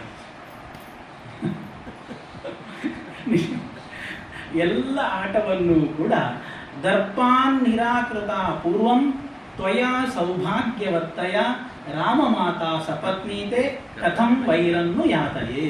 ಆ ಹಿಂದಿನ ದ್ವೇಷವನ್ನು ಕೌಸಲ್ಯ ಬಿಡ್ಲಿಕ್ಕಿಲ್ಲ. ಎಲ್ಲ ಹಂತ ಹಂತವಾಗಿ ಈಗ ರಾಜಮಾತೆಯಾದಾಗ ಅದೆಲ್ಲವನ್ನು ನಿಮಗೆ ಹಿಂದಿರುಗಿಸ್ತಾಳೆ. ನೋಡು, ಏನೆಲ್ಲ ಮಾಡಬೇಕು? ಇನ್ನು ಕೌಸಲ್ಯ ಹೇಳಿದ ಹಾಗೆ ನೀನು ಕೇಳಿಕೊಂಡು ಬಿದ್ದಿರಬೇಕು. ಹಾಗಾಗಿ ಇದು ಆಗಬಾರದು ಅಂತಾದರೆ ನಿನ್ನ ಮಗ ಭರತ ಸಿಂಹಾಸನದಲ್ಲಿ ಕೂತ್ಕೊಳ್ಬೇಕು. ಹಾಗಾದರೆ ರಾಮಚಂದ್ರ ಅವ ಕಾಡಿಗೆ ಹೋಗಬೇಕು. ಈ 2 ಕೆಲಸಗಳು ಏಕಕಾಲದಲ್ಲಿ ಆದರೆ ಮಾತ್ರ ನಿನಗೆ ಶಾಂತಿ, ಇಲ್ಲದಿದ್ದರೆ ಇಲ್ಲ ಅಂತ ಹೇಳಿ ನಿಧಾನವಾಗಿ ಅವಳನ್ನು ಪರಿವರ್ತನೆ ಮಾಡ್ತಾಳೆ. ಅಲ್ಲ, ನಾನು ಹೇಳಬಹುದು, ನಾನು ಹೇಳಿದರೆ ರಾಜ ಕೇಳ್ತಾನೆ, ನನ್ನ ಮಾತನ್ನು ದಶರಥ ಅಂಗೀಕರಿಸ್ತಾನ ಅನ್ನುವ ಸಂಶಯ ಬಂದರೆ ಅದಕ್ಕೂ ಕೂಡ ಅವಳೇ ಉತ್ತರ ಕೊಡ್ತಾಳೆ, ನೀನು ಎಣಿಸಿದಷ್ಟು ಸುಲಭ ಅಲ್ಲ. ನಿನ್ನ ಮಾತನ್ನು ಯಾವ ಕಾರಣಕ್ಕೂ ಕೂಡ ದಶರಥ ದಾಟಿ ನಡೆಯುವುದಿಲ್ಲ ಹೇಳ್ತಾಳೆ. ಅವಳು ಹೇಳುವಂತಹ ಮಾತು ಮಂತಾರೆ ಹೇಳುವಂಥದ್ದು ಕೈಕೇಯಿಗೆ, ನೋಡು, ರಾಜ ನಿನ್ನ ವಿಷಯದಲ್ಲಿ ಎಷ್ಟು ಭಯ ಬಿದ್ದಿದ್ದಾನೆ ಅಂತಂದರೆ ನತ್ವಾಂ ಕ್ರೋಧಯಿತುಂ ಶಕ್ತಃ, ನಿನ್ನನ್ನು ಸಿಟ್ಟುಗೊಳಿಸುವಷ್ಟು ಧೈರ್ಯ ರಾಜನಿಗಿಲ್ಲ. ಮಾತ್ರ ಅಲ್ಲ, ನಿನಗೆ ಸಿಟ್ಟು ಬಂದರೆ ನಿನ್ನ ಮುಖ ನೋಡ್ಲಿಕ್ಕೂ ಹೆದರ್ತಾನೆ. ನಕೃದ್ಧಾಂ ಪ್ರತಿವೀಕ್ಷಿತು, ಸಿಟ್ಟು ಬಂದರೆ ನಿನ್ನ ಮುಖ ನೋಡ್ಲಿಕ್ಕೂ ಕೂಡ ಹೆದರ್ತಾನೆ. ಮಾತ್ರ ಅಲ್ಲ, ಕೊನೆಗೆ ಹೇಳ್ತಾಳೆ, ತವ ಪ್ರಿಯಾರ್ಥೆ ರಾಜಾತು ಪ್ರಾಣಾನಪಿ ಪರಿತ್ಯಜೇತ್. ನಿನಗೆ ಸಂತೋಷ ಆಗ್ತದೆ ಅಂತಾದರೆ ರಾಜ ಪ್ರಾಣಗಳನ್ನು ಬೇಕಾದರೆ ಬಿಟ್ಟು ಬಿಡಿ. ಯಾವ ಗಳಿಗೆಯಲ್ಲಿ ಹೇಳಿದ್ದು ಗೊತ್ತಿಲ್ಲ, ಹಾಗೆ ಆಗ್ತದೆ. ನಿನ್ನ ಸಂತೋಷಕ್ಕಾಗಿ ರಾಜ ಪ್ರಾಣವನ್ನೂ ಬೇಕಾದರೆ ಬಿಟ್ಟು ಬಿಡ್ತಾನೆ ಅಂತ ಹೇಳ್ತಾಳೆ. ಕೈಕೇಯಿ ಕೇಳ್ತಾಳೆ, ಹಾಗಾದರೆ ಏನು ಮಾಡಬೇಕು? ಹಾಗೆ ಹೇಳ್ತಾಳೆ, ಚತುರ್ದಶ ಚ ವರ್ಷಾಣಿ ರಾಮೇ ಪ್ರಭುರಾಜಿತೆ ವನಂ ರೂಢಶ್ಚ ಕೃತಮೂಲಶ್ಚ ಶೇಷಂ ಸ್ಥಾಸ್ಯತಿ ತೇ ಸುತಃ. 14 ವರ್ಷ ರಾಮ ಕಾಡಿಗೆ ಹೋದ ಅಂತಾದರೆ ಈ ಊರಿನಲ್ಲಿ ನಿನ್ನ ಮಗ ಭರತ ರೂಢಶ್ಚ ಕೃತಮೂಲಶ್ಚ ಶೇಷಂ ಸ್ಥಾಸ್ಯತಿ ತೇ ಸುತಃ. 14 ವರ್ಷ ಅಲ್ಲ, ಮುಂದಿನ ಎಲ್ಲದಕ್ಕೂ ನಿರಂತರ ಆಳ್ವಿಕೆ ಭರತನಿಗೆ ಬಂದು ಬಿಡುತ್ತದೆ. ನಿನಗೆ ಚಿಂತೆ ಬೇಡ. ದೇವಿ ಯಾಚಸ್ವ ತಮ್ಮರಂ. ಇದು ಯಾವ ವರ? ನೀನು ಅವತ್ತು ಯುದ್ಧದಲ್ಲಿ ನಿನ್ನ ಗಂಡನಿಗೆ ಸಹಾಯ ಮಾಡಿದ್ದು ತಿಮಿಧ್ವಜ ಅಂತ ರಾಜನ ಹೆಸರು, ಶಂಬರಾಸುರ ಅಂತ ಅವನಿಗೆ ಮತ್ತೊಂದು ಹೆಸರು. ಆ ಎಲ್ಲ ಕಥೆಗಳನ್ನು ಹೇಳ್ತಾಳೆ. ಇವಳಿಗೆ ಮರೆತು ಹೋಗಿತ್ತು, ಕೈಕೇಯಿಗೆ ತಾನು ಮಾಡಿದ ಸಹಾಯ ಸಿಕ್ಕಿದ ವರ ಮರೆತು ಹೋಗಿತ್ತು. ಮಂಥರೆ ನೆನಪಿಟ್ಟುಕೊಳ್ತಾಳೆ. ಆ ವರವನ್ನು ಕೇಳು, ರಾಜನನ್ನು ಹೋಗಿ ಮಾತಾಡಿಸು, ಅವ ನೀನು ಹೇಳಿದರೆ ಕೊಡ್ತಾನೆ, ಬೇರೆ ದಾರಿ ಇಲ್ಲ, ಚಿಂತೆ ಮಾಡಬೇಡ. ಏನು ಮಾಡಬೇಕು? ಹೋಗು, ಕೋಪಗೃಹವನ್ನು ಪ್ರವೇಶ ಮಾಡು, ಆ ವರ ಸಿಕ್ಕುವವರೆಗೆ ತಪ್ಪಿಸಿಕೊಳ್ಬೇಡ ಅಂತ ಗಟ್ಟಿಯಾಗಿ ಕಿವಿ ಊದ್ತಾನೆ. ನಮ್ಮಲ್ಲಿ ವಾದ್ಯ ಓದುವಾಗ ಪಾತ್ರಿಗಳಿಗೆ ಆವೇಶ ಬರ್ತದೆ. ಹಾಗೆ ಈ ಮಂಥರೆಯ ಎಲ್ಲ ಮಾತುಗಳು ಕೇಳಿ ಕೈಕೇಯಿಗೆ ಆವೇಶ ಬರ್ತದೆ. ಆಯಿತು, ಇನ್ನು ಜಗ್ಗುವುದಿಲ್ಲ ಅಂತ ಹೇಳಿ ನೇರ ಕೋಪಗೃಹಕ್ಕೆ ಪ್ರವೇಶ ಮಾಡ್ತಾನೆ. ಕೋಪಗೃಹಕ್ಕೆ ಪ್ರವೇಶ ಮಾಡಿದರೆ ದಶರಥ ಎಲ್ಲ ನಾಳಿನ ಸಿದ್ಧತೆಯನ್ನು ಮುಗಿಸಿಕೊಂಡು ಕೈಕೇಯಿ ಹತ್ರ ಹೇಳುವ ಅಂತ ಅಲ್ಲಿಗೆ ಬಂದಾಗ ಅರಮನೆಯಲ್ಲಿ ಇರುವುದಿಲ್ಲ. ಎಲ್ಲಿದ್ದಾಳೆ ಅಂತ ಕೇಳುವಾಗ ಕೋಪಗೃಹದಲ್ಲಿ ಇದ್ದಾಳೆ ಅಂತ ಆಗ್ತದೆ. ದಶರಥ ಕೋಪಗೃಹಕ್ಕೆ ಹೋಗ್ತಾನೆ. ವಾಲ್ಮೀಕಿಗಳು, ನಾನು ಮೊನ್ನೆ ಕೃಷ್ಣಾಡಿ ಭಟ್ರ ಹತ್ರ ಹೇಳಿದೆ, ಎಷ್ಟು ಸುಂದರವಾಗಿ ಕೆಲವು ಸನ್ನಿವೇಶವನ್ನು ಕಟ್ಟಿಕೊಡ್ತಾರೆ ಅಂತಂದರೆ ಕಣ್ಣಲ್ಲಿ ನೀರು ಬರ್ತದೆ. ಆ ಕೋಪಗೃಹಕ್ಕೆ ಹೋದಾಗ ಕೈಕೇಯಿ ತಲೆ ವಸ್ತ್ರ ಎಲ್ಲ ಕೆದರಿಕೊಂಡು ನೆಲದಲ್ಲಿ ಬಿದ್ದಿದ್ದಾಳೆ. ದಶರಥ ಹೋಗ್ತಾ ಇದ್ದಾನೆ. ಹೇಗಿತ್ತು ಆ ಪರಿಸ್ಥಿತಿ, ಚಿತ್ರಣ ಹೇಗಿತ್ತು ಅಂದಾಗ ಆ ವಾಲ್ಮೀಕಿಗಳು ಹೇಳ್ತಾರೆ, ಸವೃದ್ಧೋ ತರುಣೀಂ ಭಾರ್ಯಾಂ ಪ್ರಾಣೇಭ್ಯೋಪಿ ಗರೀಯಸೀಂ ಅಪಾಪಹ ಪಾಪ ಸಂಕಲ್ಪಾಂ ದದರ್ಶ ಧರಣಿ ತಲೆ. ಒಂದೇ ಶ್ಲೋಕದಲ್ಲಿ ಇಡೀ ಚಿತ್ರಣವನ್ನು ನಮ್ಮ ಮುಂದೆ ಕಟ್ಟಿಕೊಡ್ತಾರೆ. ಸವೃದ್ಧ, ಅವ ಮುದುಕನಾಗಿದ್ದಾನೆ. ತರುಣೀಂ ಭಾರ್ಯಾಂ, ಯೌವನದ ಹೆಂಡತಿ. ಪ್ರಾಣೇಭ್ಯೋಪಿ ಗರೀಯಸಿ, ತನ್ನ ಪ್ರಾಣಕ್ಕಿಂತಲೂ ಹೆಚ್ಚು ಪ್ರೀತಿಸ್ತಾ ಇರುವವಳನ್ನು. ಅಪಾಪಹ, ಅವನ ಮನಸ್ಸಿನಲ್ಲಿ ಏನು ಪಾಪ ಇಲ್ಲ, ನಿಷ್ಕಲ್ಮಶ ಬೋದಾಳ. ಪಾಪ ಸಂಕಲ್ಪ, ಕೆಟ್ಟ ಸಂಕಲ್ಪ ಅವಳ ಮನಸ್ಸಿನಲ್ಲಿ ಕೂತಿದೆ. ದದರ್ಶ ಧರಣಿ ತಲೆ, ಭೂಮಿಯಲ್ಲಿ ಬಿದ್ದಿದ್ದಾಳೆ ನೋಡ್ತಾರೆ. ಯಾರಾದರೂ ಚಿತ್ರ ಬಿಡಿಸೋರಿದ್ರೆ ಇದನ್ನು ಒಂದು ದೊಡ್ಡ ರೂಪಕದ ರೀತಿಯಲ್ಲಿ ಚಿತ್ರ ಬಿಡಿಸೋರು. ಒಳಗೆ ಕೈಕೇಯಿ ಬಿದ್ದುಕೊಂಡಿದ್ದಾಳೆ. ದಶರಥ ದೀನನಾಗಿ ನೋಡ್ತಾ ಇದ್ದಾನೆ. ಕಿಟಕಿಯಲ್ಲಿ ಇಡೀ ಅಯೋಧ್ಯೆಯ ಉತ್ಸವ ಸಂಭ್ರಮದ ಜನಗಳಿದ್ದಾರೆ. ಹತ್ತಿರದಲ್ಲಿ ಮಂಥರೆ ಗಮನ ಇಟ್ಟು ನೋಡ್ತಾ ಇದ್ದಾಳೆ, ಇವಳಿಗೆ ಏನು ಮಾಡ್ತಾಳೆ ಅಂತ. ಒಂದು ಒಳ್ಳೆ ಚಿತ್ರವನ್ನು ಬಿಡಿಸಿ ಫ್ರೇಮ್ ಹಾಕಿ ಇಡ್ಬೋದು. ವಾಲ್ಮೀಕಿಗಳ ಕೌಶಲ ಅದ್ಭುತ. ಒಂದು ಶ್ಲೋಕದಲ್ಲಿ ಮುಂದೆ ಬರ್ತದೆ ಅಂತಹ ಪ್ರಕರಣಗಳೆಲ್ಲ. ಒಂದೊಂದು ಮಾತಿನಲ್ಲೂ ದೊಡ್ಡ ಒಂದು ಕಥೆಯನ್ನು ಹೇಳಿಬಿಡ್ತಾರೆ. ದಶರಥನ ವೀಕ್ನೆಸ್, ದೌರ್ಬಲ್ಯ ಏನು ಅನ್ನುವುದು ಇದರಲ್ಲಿ ಗೊತ್ತಾಗ್ತದೆ. ಅವಳಲ್ಲಿದ್ದ ಶಕ್ತಿ ಏನು ಅಂತ ಗೊತ್ತಾಗ್ತದೆ. ಸವೃದ್ಧ ತರುಣೀಂ ಭಾರ್ಯ, ಇವನಲ್ಲಿ ಇರುವಂತಹ ಕಾಮಭಾವಗಳು ಹೋಗಲಿಲ್ಲ. ಮುಂದೆ ಲಕ್ಷ್ಮಣ ಬೈತಾನೆ, ಸಾರಿ ಬೈತಾನೆ. ಇವನಲ್ಲಿರುವಂತಹ ಕಾಮಭಾವನೆ ಇನ್ನೂ ಕೂಡ ಹೋಗಲಿಲ್ಲ. ಅವಳು ಯೌವನದ ಹೆಂಗಸು, ಗಟ್ಟಿ ಮುಟ್ಟಿದ್ದಾಳೆ. ಹಾಗಾಗಿ ತನ್ನ ರೂಪದಿಂದ, ತನ್ನ ಯೌವನದಿಂದ, ಅವನಿಗೆ ಕೊಡುವ ಸುಖದಿಂದ ಅವನನ್ನು ತನ್ನ ವಶನನ್ನಾಗಿಟ್ಟುಕೊಂಡು ತನಗೆ ಬೇಕಾದ ಹಾಗೆ ಅವನನ್ನು ಕುಣಿಸ್ತಾ ಇದ್ದಾಳೆ, ನಲಿಸ್ತಾ ಇದ್ದಾಳೆ ಅನ್ನುವಂತಹ ಎಲ್ಲ ಚಿತ್ರಣಗಳು ಈ ಒಂದು ಮಾತಿನಿಂದ ನಮಗೆ ಸಿಗ್ತದೆ. ಅಲ್ಲಿಗೆ ಬಂದು ನೋಡಿದರೆ ದಶರಥ ಕಂಗಾಲಾಗಿ ಹೋದ. ಕೈಕೇಯಿ ಏನಾಯಿತು ನಿಮಗೆ, ಮಾತಾಡುವುದಿಲ್ಲ, ಹೇಳು. ಇಲ್ಲಿ ಮುಂದೆ ಮಾತನಾಡುವ ದಶರಥ ಹೇಳುವ ಮಾತುಗಳು ಉಂಟಲ್ವ, ಅದು ಒಬ್ಬ ರಾಜನಾಗಿ ಹೇಳುವ ಮಾತುಗಳಲ್ಲ, ಒಬ್ಬ ಹೆಂಡತಿಯ ದಾಸನಾಗಿ ಹೇಳುವಂಥ ಮಾತು. ಹೇಳ್ತಾನೆ, ಕಪ್ರಿಯಂ ಲಭತಾ ಮಧ್ಯ ಕೋವಾ ಸುಮಹದ ಪ್ರಿಯಂ ಅವಧ್ಯ ವಧ್ಯತಾಂ ಕೋವ ವಧ್ಯ ಕೋವಾ ವಿಮುಚ್ಯತಾಂ ದರಿದ್ರ ಕೋ ಭವೇದಾಡ್ಯೋ ದ್ರವ್ಯವಾನ್ ವಾಪ್ಯ ಕಿಂಚನ. ಕೈಕಿ ಏನಾಯ್ತು ನಿನಗೆ, ಏನು ಮಾಡ್ಬೇಕು ಹೇಳು, ನೀನು ಕಷ್ಟ ಅಂತ ಹೇಳು, ನಿನಗೆ ಇಷ್ಟ ಆಗ್ತದೆ. ಕಪ್ರಿಯಂ ಲಭತಾ ಮಧ್ಯ, ನಿನಗೆ ಯಾರಾದರೂ ಸಹಾಯ ಮಾಡುವವರು ಕಷ್ಟದಲ್ಲಿದ್ದರೆ ಹೇಳು, ಅವರಿಗೆ ಒಳ್ಳೇದು ಮಾಡಬೇಕಾ, ತಕ್ಷಣ ಮಾಡ್ತಾರೆ. ಕಪ್ರಿಯಂ ಲಭತಾ ಮಧ್ಯ. ಅಲ್ಲ, ನಿನಗೆ ಯಾರು ತೊಂದರೆ ಕೊಟ್ಟಿದ್ದಾರೆ, ಅವರು ಭಾರಿ ಖುಷಿಯಲ್ಲಿದ್ದಾರೆ, ಅವರಿಗೆ ನಾನು ಸಮಸ್ಯೆ ಮಾಡಬೇಕಾ, ಕೋವಾಸು ಮಹದ ಪ್ರಿಯಂ, ಇಮಿಡಿಯೇಟ್ ನಾನು ಮಾಡ್ತೇನೆ. ಅಷ್ಟಲ್ಲ, ಮತ್ತೆ ಹೇಳ್ತಾನೆ, ಅವಧ್ಯ ವಧ್ಯತಾಂ ಕೋವ ವಧ್ಯ ಕೋವ ವಿಮುಚ್ಯತ. ನಿನಗೆ ಯಾರಾದರೂ ಕಾರಣ ಇಲ್ಲದೆ ಕೊಲ್ಲಬೇಕು ಅಂತ ಇದ್ರೆ ಹೇಳು, ಇಮಿಡಿಯೇಟ್ ಅವರನ್ನು ಗಲ್ಲಿಗೆ ಹಾಕಿಬಿಡ್ತೆ. ಇದು ರಾಜ ದಶರಥ ಹೇಳುವಂತಹ ಮಾತು. ಅವಧ್ಯ, ನಿಜವಾಗಿ ಅವನನ್ನು ಮರಣದಂಡನೆ ಹಾಕಲಿಕ್ಕೆ ಕಾರಣ ಇಲ್ಲ, ಅಂತ ಕಾರಣ ಇಲ್ಲದೆ ಯಾರನ್ನಾದರೂ ಮರಣದಂಡನೆಗೆ ಹಾಕಬೇಕಾ ಹೇಳು, ಈಗ ಹಾಕಿಸ್ತೇನೆ. ವಧ್ಯಕೋವಾ ವಿಮುಚ್ಯತಾಂ, ಯಾರಿಗಾದರೂ ಮರಣದಂಡನೆ ಜಾರಿ ಆಗಿದೆ, ಅವನನ್ನು ಬಿಡಿಸ್ಬೇಕಾ ಹೇಳು, ಈಗ ಬಿಡಿಸ್ತೇನೆ. ದ್ರವ್ಯವಾನ್ ವಾಪ್ಯ ಕಿಂಚನ, ಯಾರ ಹತ್ರ ಆದರೂ ತುಂಬ ಹಣ ಉಂಟು, ಅವನನ್ನು ನಿರ್ಗತಿಕನನ್ನಾಗಿ ಮಾಡಬೇಕಾ, ಈಗ CBI ED ಎಲ್ಲ ಬಿಟ್ಟು ನಾಳೆ ಬೆಳಿಗ್ಗೆ ಅವನ ಅಕೌಂಟ್ ಸೀಸ್ ಮಾಡಿ ಎಂತ ಮಾಡಲಿಕ್ಕಾಗದ ಹಾಗೆ ಕಟಿ ಹಾಕಿಬಿಡ್ತೇನೆ ನಾನು. ಅವಧ್ಯ ಮತ್ತು ದ್ರವ್ಯವಾನ್ ವಾಪ್ಯ ಕಿಂಚನ, ಬೇಕಾದಷ್ಟು ಹಣ ಇದ್ದವನನ್ನು ನಿರ್ಗತಿಕನನ್ನಾಗಿ ಮಾಡಬೇಕು, ತೀರಾ ನಿರ್ಗತಿಕನನ್ನು ಸಂಪದ್ಭರಿತನನ್ನಾಗಿ ಮಾಡಬೇಕು. ಏನು ಮಾಡಬೇಕು ಹೇಳು, ನಾನು ನಿನಗೆ ಮಾಡಲಿಕ್ಕೆ ಸಿದ್ಧ ಇದ್ದೇನೆ. ಕೈಕೇಯಿ ಸಿಟ್ಟು ಮಾಡಿಕೊಳ್ಳಿ, ಏನು ಮಾಡಬೇಕು ಹೇಳು.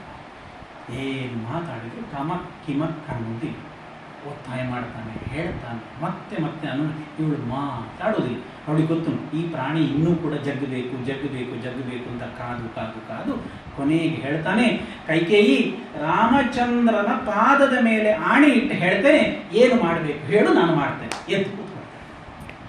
ಅಷ್ಟರವರೆಗೆ ಕಾಯ್ತಾ ಇತ್ತು. ಅವಳಿಗೆ ಗೊತ್ತು ರಾಮನ ಬಗ್ಗೆ ಆಣೆ ಮಾಡಿ ಹೇಳಿದ ಅಂತಂದ್ರೆ ಮತ್ತೆ ದಶರಥ ತಪ್ಪಿಸಿಕೊಳ್ಳುವುದಿಲ್ಲ.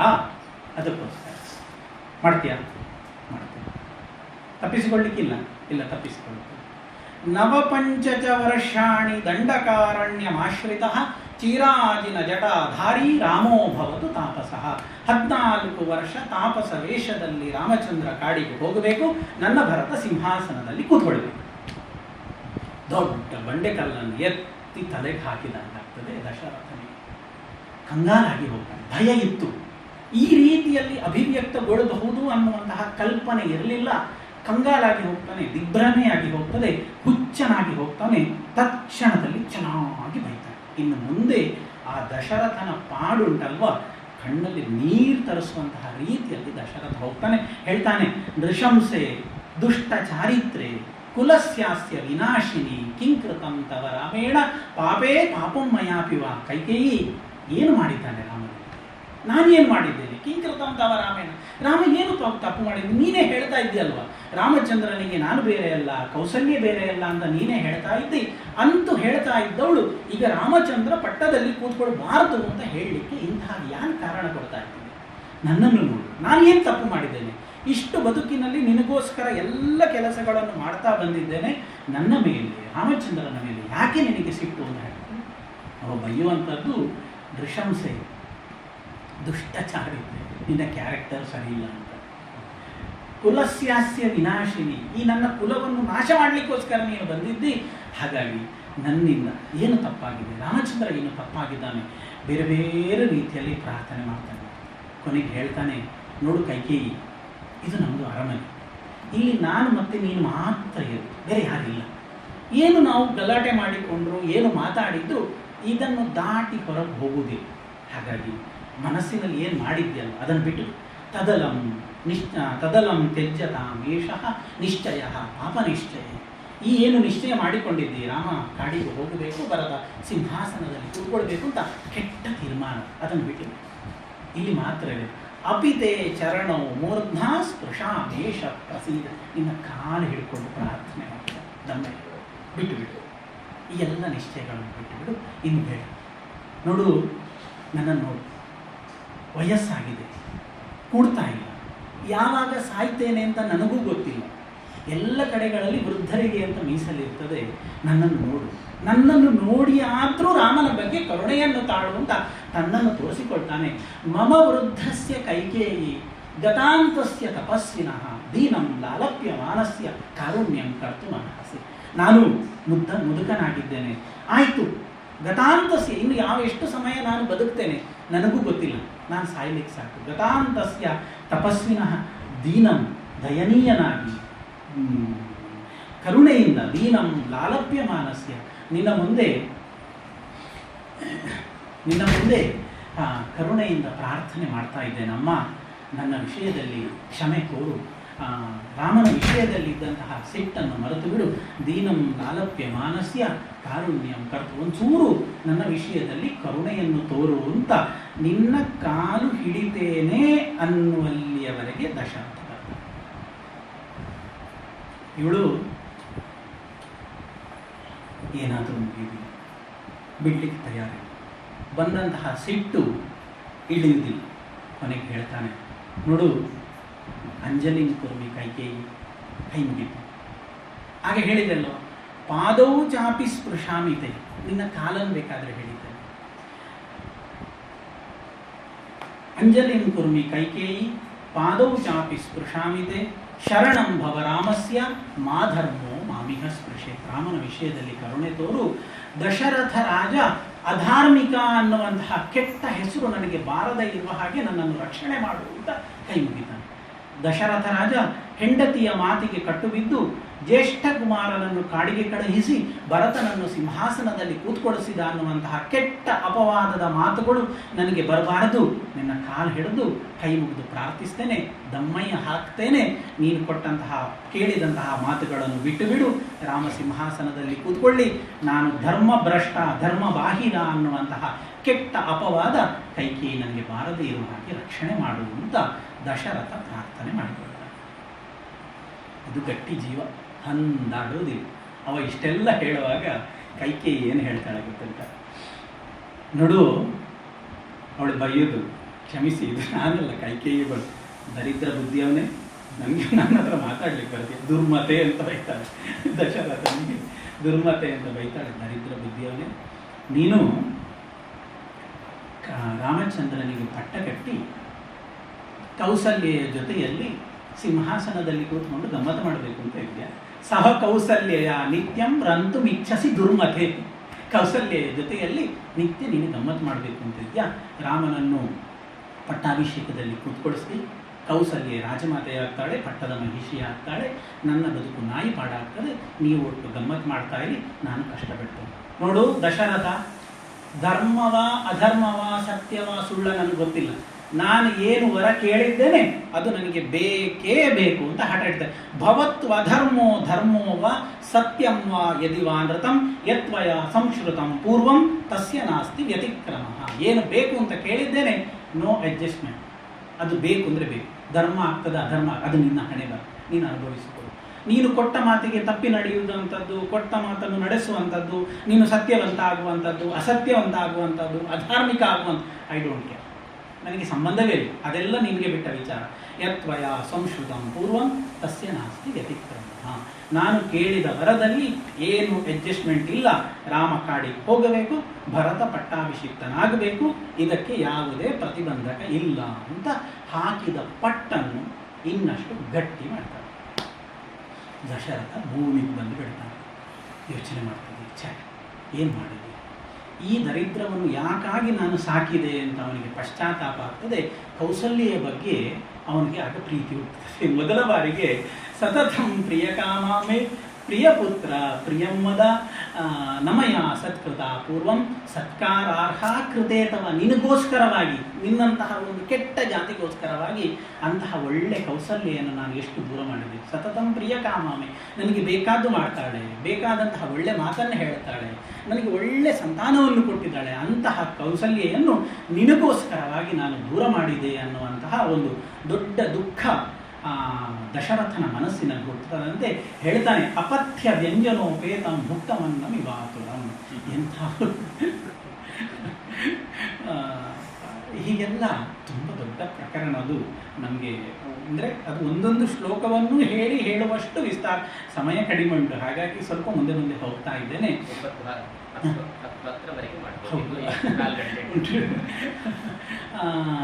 ಸಾಧ್ಯ ಆಗುವುದಿಲ್ಲ. ಹೀಗೆಲ್ಲ ಅಪಥ್ಯ ವ್ಯಂಜನೋಪೇತಂ ಭುಕ್ತಮನ್ನಂ ಇವಾತುರಂ, ಇದು ತಿಂದದ್ದು ಜೀರ್ಣ ಆಗದೆ ವಾಂತಿ ಮಾಡುವಂತಹ ಪರಿಸ್ಥಿತಿ ಬಂದಿದೆ ಅಂತ ತನ್ನ ಸ್ಥಿತಿಗೆ, ತನ್ನ ಕಷ್ಟಕ್ಕೆ ಮತ್ತೆ ಮತ್ತೆ ದಶರಥ ರಾಜ ಮರುತ್ತಾ ದುಃಖಗೊಳ್ತಾ ಇದ್ದಾನೆ. ಮತ್ತೆ ಇಷ್ಟಾಗಿ ರಾತ್ರಿ ನಡೀತಾ ಉಂಟು, ರಾತ್ರಿ ಹೋಗ್ತಾ ಉಂಟು, ಏನು ಮಾಡಿದ್ರು ಇದು ಜಗ್ಗುವುದಿಲ್ಲ. ಕೊನೆಗೆ ತೀರ್ಮಾನ ಮಾಡ್ತಾನೆ, ನೋಡು ಏನು ಹೇಳಿದ್ರು ಕೇಳುವುದಿಲ್ಲಲ್ಲ ನೀನು, ನೆನಪಿರಲಿ ಕೈಕೇಯಿ, ರಾಮಚಂದ್ರ ಸಿಂಹಾಸನದಲ್ಲಿ ಕೂತ್ಕೊಳ್ಳದೆ ಕಾಡಿಗೆ ಹೋದ ಅಂತಾದರೆ ನಾನು ಬದುಕಿರುವುದಿಲ್ಲ, ನಾನು ಸಾಯ್ತೇನೆ. ರಾಮನನ್ನು ಬಿಟ್ಟು ನಾನು ಬದುಕುವುದಿಲ್ಲ ಅನ್ನುವ ಸತ್ಯ ನಿನಗೂ ಗೊತ್ತುಂಟು. ಹಾಗಾಗಿ ರಾಮನನ್ನು ಕಾಡಿಗೆ ಕಳಿಸುವ ಮುಂಚೆ ನೀನು ಯೋಚನೆ ಮಾಡು, ದಶರಥ ಬದುಕಬೇಕಾ ಬೇಡವಾ ಅಂತ. ಇವಳು ಏನು ಮಾತಾಡೋದಿಲ್ಲ. ಅವ ಹೇಳ್ತಾನೆ, ಕೌಸಲ್ಯಾಂಚ ಸುಮಿತ್ರಾಂಚ ಮಾಂಚ ಪುತ್ರೈ ತ್ರಿಭಿಃ ಸಹ ಪ್ರಕ್ಷಿಪ್ಯ ನರಕೆ ಸಾತ್ವಂ ಕೈಕೇಯಿ ಸುಖಿತಾ ಭವ. ದರಿದ್ರದವಳೆ, ಕೌಸಲ್ಯೆಯನ್ನು ಸುಮಿತ್ರೆಯನ್ನು ನಮ್ಮ 3 ಮಕ್ಕಳನ್ನು, ಭರತನನ್ನು ಬಿಡ್ತಾನೆ, ತನ್ನ ಮಗ ಅಂತ ಒಪ್ಪಿಕೊಳ್ಳುವುದಿಲ್ಲ, ಭರತನನ್ನು ಬಿಟ್ಟು ನಮ್ಮನ್ನೆಲ್ಲ ನರಕಕ್ಕೆ ಹಾಕಿ ನೀನು ನಿನ್ನ ಮಗ ಭರತ ಸಂತೋಷದಲ್ಲಿ ಆಯ್ತಲ್ಲ, ನಿಮಗೆ ನಾನು ಸತ್ರು ಪರವಾಗಿಲ್ಲಲ್ಲ, ನಿಮಗೆ ಇದೆ ಅಲ್ವ ಬೇಕಾದದ್ದು, ಸರಿ ನಾವು ನರಕಕ್ಕೆ ಹೋಗ್ತೇವೆ, ನೀನು ಸಿಂಹಾಸನದಲ್ಲಿ ರಾಜಮಾತೆಯಾಗಿ ವಿಧವೆಯಾಗಿ ಸಂತೋಷದಲ್ಲಿ ಪಡ್ತು. ತಾಳ್ಮೆ ತಪ್ಪಿ ಬಿಡ್ತಾನೆ ದಶರಥ. ಮಾತಾಡ್ಲಿಕ್ಕೆ ಶುರು ಮಾಡ್ತಾನೆ, ಏನು ನಾನು ರಾಮಚಂದ್ರ ಕಾಡಿಗೆ ಹೋಗಬೇಕು, ನಾನು ಉಳಿಬೇಕು, ನಿನ್ನ ಭರತ ಸಿಂಹಾಸನಕ್ಕೆ ಬರಬೇಕಲ್ವೋ, ರಾಮ ಕಾಡಿಗೆ ಹೋದರೆ ನಾನು ಸಾಯ್ತೇನೆ ಹೇಳಿದ್ರು ನಿನಗೆ ಬೇಜಾರಿಲ್ಲಲ್ವೋ, ರಾಮ ಕಾಡಿಗೆ ಹೋಗ್ತಾನೆ, ರಾಮ ಹೋದರೆ ಲಕ್ಷ್ಮಣ ಹೋಗ್ತಾನೆ, ಸೀತೆ ಹೋಗ್ತಾಳೆ, ನಾನು ಬದುಕಿ ಉಳಿಯುವುದಿಲ್ಲ. ಕೈಕೇಯಿ ನನ್ನ ಮಾತನ್ನು ಕೇಳು, ಒಂದು ವೇಳೆ ರಾಮ ಕಾಡಿಗೆ ಹೋಗಿ ನಾನು ಈ ರಾಜ್ಯದಲ್ಲಿ ಇದ್ದುಕೊಂಡು ಪ್ರಾಣ ಬಿಟ್ಟೆ ಅಂತಾದರೆ ನಾಳೆ ನಾನು ಸತ್ತಾಗ ನನ್ನ ಬೊಜ್ಜವನ್ನು ನಿನ್ನ ಮಗ ಮಾಡಬಾರ್ದು. ಹಾಗೆ ಹೇಳ್ತಾನೆ, ಹಾಗೆ ಹೇಳ್ತಾನೆ. ಲೋಕರು ಅದೇ ಬೆಂಗಳೂರು ಕಡೆ ಎಲ್ಲ ತಿಥಿ ಮಾಡಬಾರದು ಹೇಳ್ತಾರಲ್ಲ ಹಾಗೆ. ಮಾಸ್ಮಮೇ ಭರತ ಕಾರ್ಷೀತ್ ಪ್ರೇತ ಕೃತ್ಯಂಗತಾಯುಷಃ ಮೃತೆ ಮಯಿ ಗತೆ ರಾಮೇ ವನಂ ಪುರುಷ ಪುಂಗವೇ. ಇದು ದಶರಥ ಹೇಳುವಂತಹ ಮಾತು. ನಾನು ನಾಳೆ ಸತ್ರು ಕೂಡ ಸತ್ತ ನಂತರದ ಕೆಲಸವನ್ನು ನನ್ನ ಹೆಣವನ್ನು ಕೂಡ ಭರತ ಮುಟ್ಟಬಾರದ್ದು ಅಂತ ಶಪಥ ಮಾಡಿ ಇಷ್ಟಾದರೂ ಹೊಂದಾಡುವುದಿಲ್ಲ. ಮತ್ತೆ ಬೇರೆ ಬೇರೆ ರೀತಿಯಲ್ಲಿ ಅನುನಯ ಮಾಡಲಿಕ್ಕೆ, ಪ್ರಾರ್ಥನೆ ಮಾಡಲಿಕ್ಕೆ ನೋಡ್ತಾನೆ. ಏನು ಮಾಡಿದ್ರು ಒಪ್ಪುವುದಿಲ್ಲ. ಮತ್ತೆ ಹೇಳ್ತಾನೆ, ವಾಲ್ಮೀಕಿಗಳು ಹೇಳ್ತಾರೆ, ಅವಳು ಎಷ್ಟು ಒಂದು ಹಂತದಲ್ಲಿ ತಲೆ ಕೆಟ್ಟು ಹೋಗಿದೆ ಅಂತಂದರೆ, ಸ ಭೂಮಿಪಾಲೋ ವಿಲಪನ್ ಅನಾಥವತ್ ಸ್ತ್ರೀಯಾ ಗೃಹೀತೋ ಹೃದಯೇತಿ ಮಾತ್ರಯ ಪಪಾತ ದೇವ್ಯಾ ಶರಣ ವಂದಿತು. ಸಭೂಮಿಪಾಲೋ ವಿಲಪನ್ ಅನಾಥವತ್, ಒಂದು ಅನಾಥನಾಗಿ ಆ ಅರಮನೆಯ ಒಳಗಡೆಯಲ್ಲಿ ದಶರಥ ರಾಜ ಅಳ್ತಾ ಇದ್ದಾನಂತೆ. ಆ ಹೆಣ್ಣು ಅವನ ಕುತ್ತಿಗೆಯನ್ನು ಹಿಡಿದು ವಿಲವಿಲ ಅಂತ ಒದ್ದಾಡಿಸ್ತಾ ಇದ್ದಾಳೆ. ನೆಲದಲ್ಲಿ ಬಿದ್ದಿದ್ದಾನೆ, ಅವಳು ಕೂಡ ಅಲ್ಲಿ ಕೂತಿದ್ದಾಳೆ. ಉಭಾವ ಸಂಪ್ರಾಪ್ಯ ಯಥಾ ತುರಸ್ತಥಾ, ಹಾಗೆ ಹೇಗಾದರೂ ಮಾಡಿ ಅವಳನ್ನು ಒಪ್ಪಿಸಬೇಕು ಅನ್ನುವಂತಹ ದೃಷ್ಟಿಯಿಂದ ಹೋಗಿ ಅವಳ ಕಾಲು ಹಿಡಿಲಿಕ್ಕೆ ಅಂತ ಕಾಲಿನ ಹತ್ರ ಕೈ ತಗೊಂಡು ಹೋಗ್ತಾನಂತೆ. ಸರ್ಕ್ ಅಂತ ಕಾಲು ಎಳ್ಕೊಂಡು ಬಿಡ್ತಾಳಂತೆ, ನಿನಗೆ ಕಾಲನ್ನು ಮುಟ್ಲಿಕ್ಕೆ ಬಿಡುವುದಿಲ್ಲ ಅಂತ. ಉಭವು ಅಸಂಪ್ರಾಪ್ಯ ಯಥಾ ತುರಸ್ತಥಾ, ಕಾಲು ಕೂಡ ಅವನಿಗೆ ಮುಟ್ಲಿಕ್ಕೆ ಬಿಡುವುದಿಲ್ಲ ಅಂತೆ. ವಿಲವಿಲ ಅಂತ ದಶರಥ ಒದ್ದಾಡ್ತಾ ಇದ್ದಾನೆ. ಆಗ್ತದೆ, ರಾತ್ರಿಯ ಭಾಗಗಳು ಕಳೆದು ಹೋಗ್ತಾ ಉಂಟು. ಏನು ಮಾಡಿದ್ರೂ ಕೂಡ ಈ ಹೆಂಗಸು ಜಗ್ಗುವುದಿಲ್ಲ, ಬಗ್ಗುವುದಿಲ್ಲ. ಇನ್ನು ಇರುವಂಥದ್ದು ಒಂದೇ ಒಂದು ದಾರಿ ಅಂತ ಅತ್ಯಂತ ಇಡೀ ನಮ್ಮ ಇತಿಹಾಸದಲ್ಲಿ ಒಂದು ದೊಡ್ಡ ಘಟನೆಗೆ ಸಾಕ್ಷಿಯಾಗ್ತದೆ.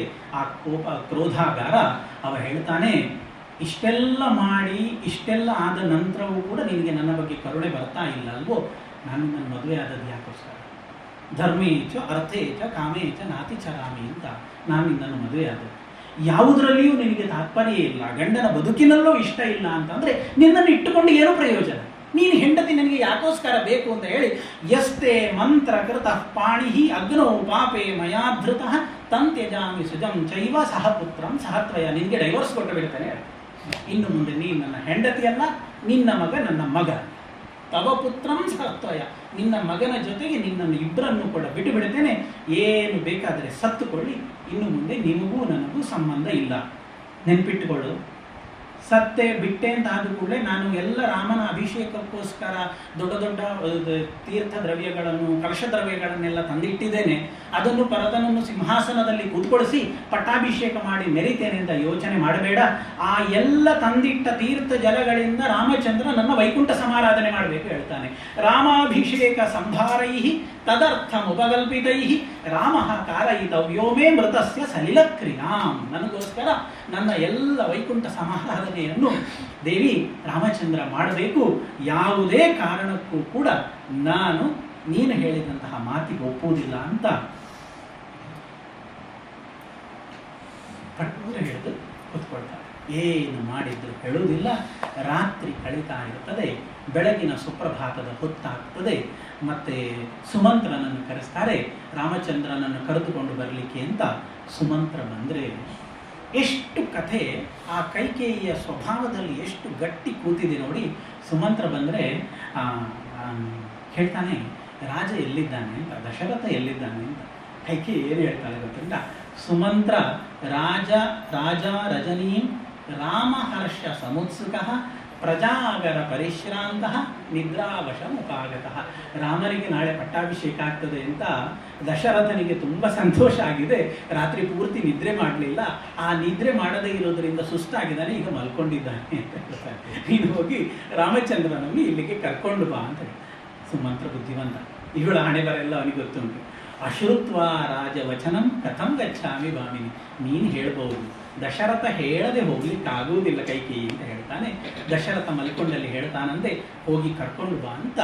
ಈಗ ಸುಮಂತ್ರ ರಾಜನ ಮಾತನ್ನು ಕೇಳಿ ಅವಳನ್ನು ಕರ್ಕೊಂಡು ಬರಲಿಕ್ಕೋಸ್ಕರವಾಗಿ ತಾನು ಅತ್ಲಾಗೆ ರಾಮಚಂದ್ರನ ಇದ್ದಂತಹ ಅರಮನೆಗೆ ಸುಮಂತ್ರ ಹೋಗ್ತಾನೆ ಅನ್ನುವಲ್ಲಿಗೆ 15ನೆಯ ಸರ್ಗ ಬಹುಶಃ ಭಾಗಶಃ ಮುಕ್ತಾಯ ಆಗ್ತಾ ಬರ್ತದೆ.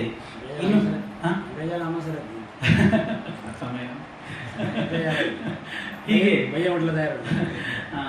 ಬರ್ತಾನೆ ಅನ್ನುವಲ್ಲಿಗೆ 15ನೆಯ ಸರ್ಗದ ಕಥೆ ಮುಕ್ತಾಯದ ಹಂತದಲ್ಲಿ ಬರ್ತದೆ. ಆ ದಶರಥನ ಮನಸ್ಸಿನ ತುಮುಲಗಳು, ಕೈಕೇಯಿಯ ಮನಸ್ಸಿನಲ್ಲಿದ್ದಂತಹ ಹಠ ಮತ್ತು ಜಿದ್ದು, ಆ ಇಡೀ ದಶರಥನ ಅಂತಃಪುರದಲ್ಲಿದ್ದಂತಹ ರಾಜಕೀಯವಾದಂತಹ ಮನಸ್ಥಿತಿ, ಇದೆಲ್ಲವನ್ನು ವಾಲ್ಮೀಕಿಗಳು ಅನ್ಯಾದೃಶವಾಗಿ ನಮ್ಮ ಮುಂದೆ ತೆರೆದಿಡ್ತಾರೆ. ಯಾವುದನ್ನು ನೇರವಾಗಿ ಹೇಳುವುದೇ ಇಲ್ಲ, ಎಲ್ಲ ಸೂಚ್ಯವಾಗಿ ಹೇಳ್ತಾ ಹೋಗ್ತಾರೆ. ಕೌಸಲ್ಯ ಮಾತಿನಲ್ಲಿ ಅವಳು ಕೈಕೇಯಿಯನ್ನು ತಗೊಳ್ಳೋದಿಲ್ಲ, ಸುಮಿತ್ರೆಯನ್ನು ಮಾತ್ರ ತಗೊಳ್ತಾಳೆ. ಆಗ ಕೈಕೇಯಿಗೆ ಮತ್ತು ಸುಮಿತ್ರೆಗೆ ಆತ್ಮೀಯತೆ ಇತ್ತು, ಕೈಕೇಯಿ ದೂರ, ಕೌಸಲ್ಯ ಸುಮಿತ್ರೆಯರಿಗೆ ಆತ್ಮೀಯತೆ ಇತ್ತು, ಕೈಕೇಯಿ ಒಬ್ಬಳು ದೂರ ಅಂತ ಹೇಳ್ತಾಳೆ. ಪ್ರಾರಂಭದಲ್ಲಿ ದಶರಥನ ಮನಸ್ಸಿನಲ್ಲಿ ಗೊಂದಲ ಇತ್ತು. ರಾಮ ನೀನು ಸಿಂಹಾಸನದಲ್ಲಿ ಕೂತ್ಕೊಳ್ಬೇಕು ಅಂತ ಹೇಳುವಾಗ ಅವ ಹೇಳ್ತಾನೆ, ನೋಡು ಭರತ ಇಲ್ಲಿಲ್ಲ, ಅವ ದೂರದಲ್ಲಿ ಮಾವನ ಮನೆಯಲ್ಲಿ ಇದ್ದಾನೆ. ವಿಪ್ರೋಷಿತಶ್ಚ ಭರತೋ ಯಾವದೇವ ಪುರಾರಿತಃ ತಾವದೇವಾಭಿಷೇಕಸ್ಥೆ ಪ್ರಾಪ್ತ ಕಾಲೋ ಮಥೋ ಮಮ. ಭರತ ಇಲ್ಲಿಲ್ಲ, ಅವ ದೂರದಲ್ಲಿ ಮಾವನ ಮನೆಯಲ್ಲಿ ಇದ್ದಾನೆ, ಇದೇ ಸರಿಯಾದ ಹೊತ್ತು, ನಾವು ನಿಮಗೆ ಪಟ್ಟಾಭಿಷೇಕ ಮಾಡಿಬಿಡು ಗುಟ್ಟಿನಲ್ಲಿ ಹೇಳ್ತಾನೆ.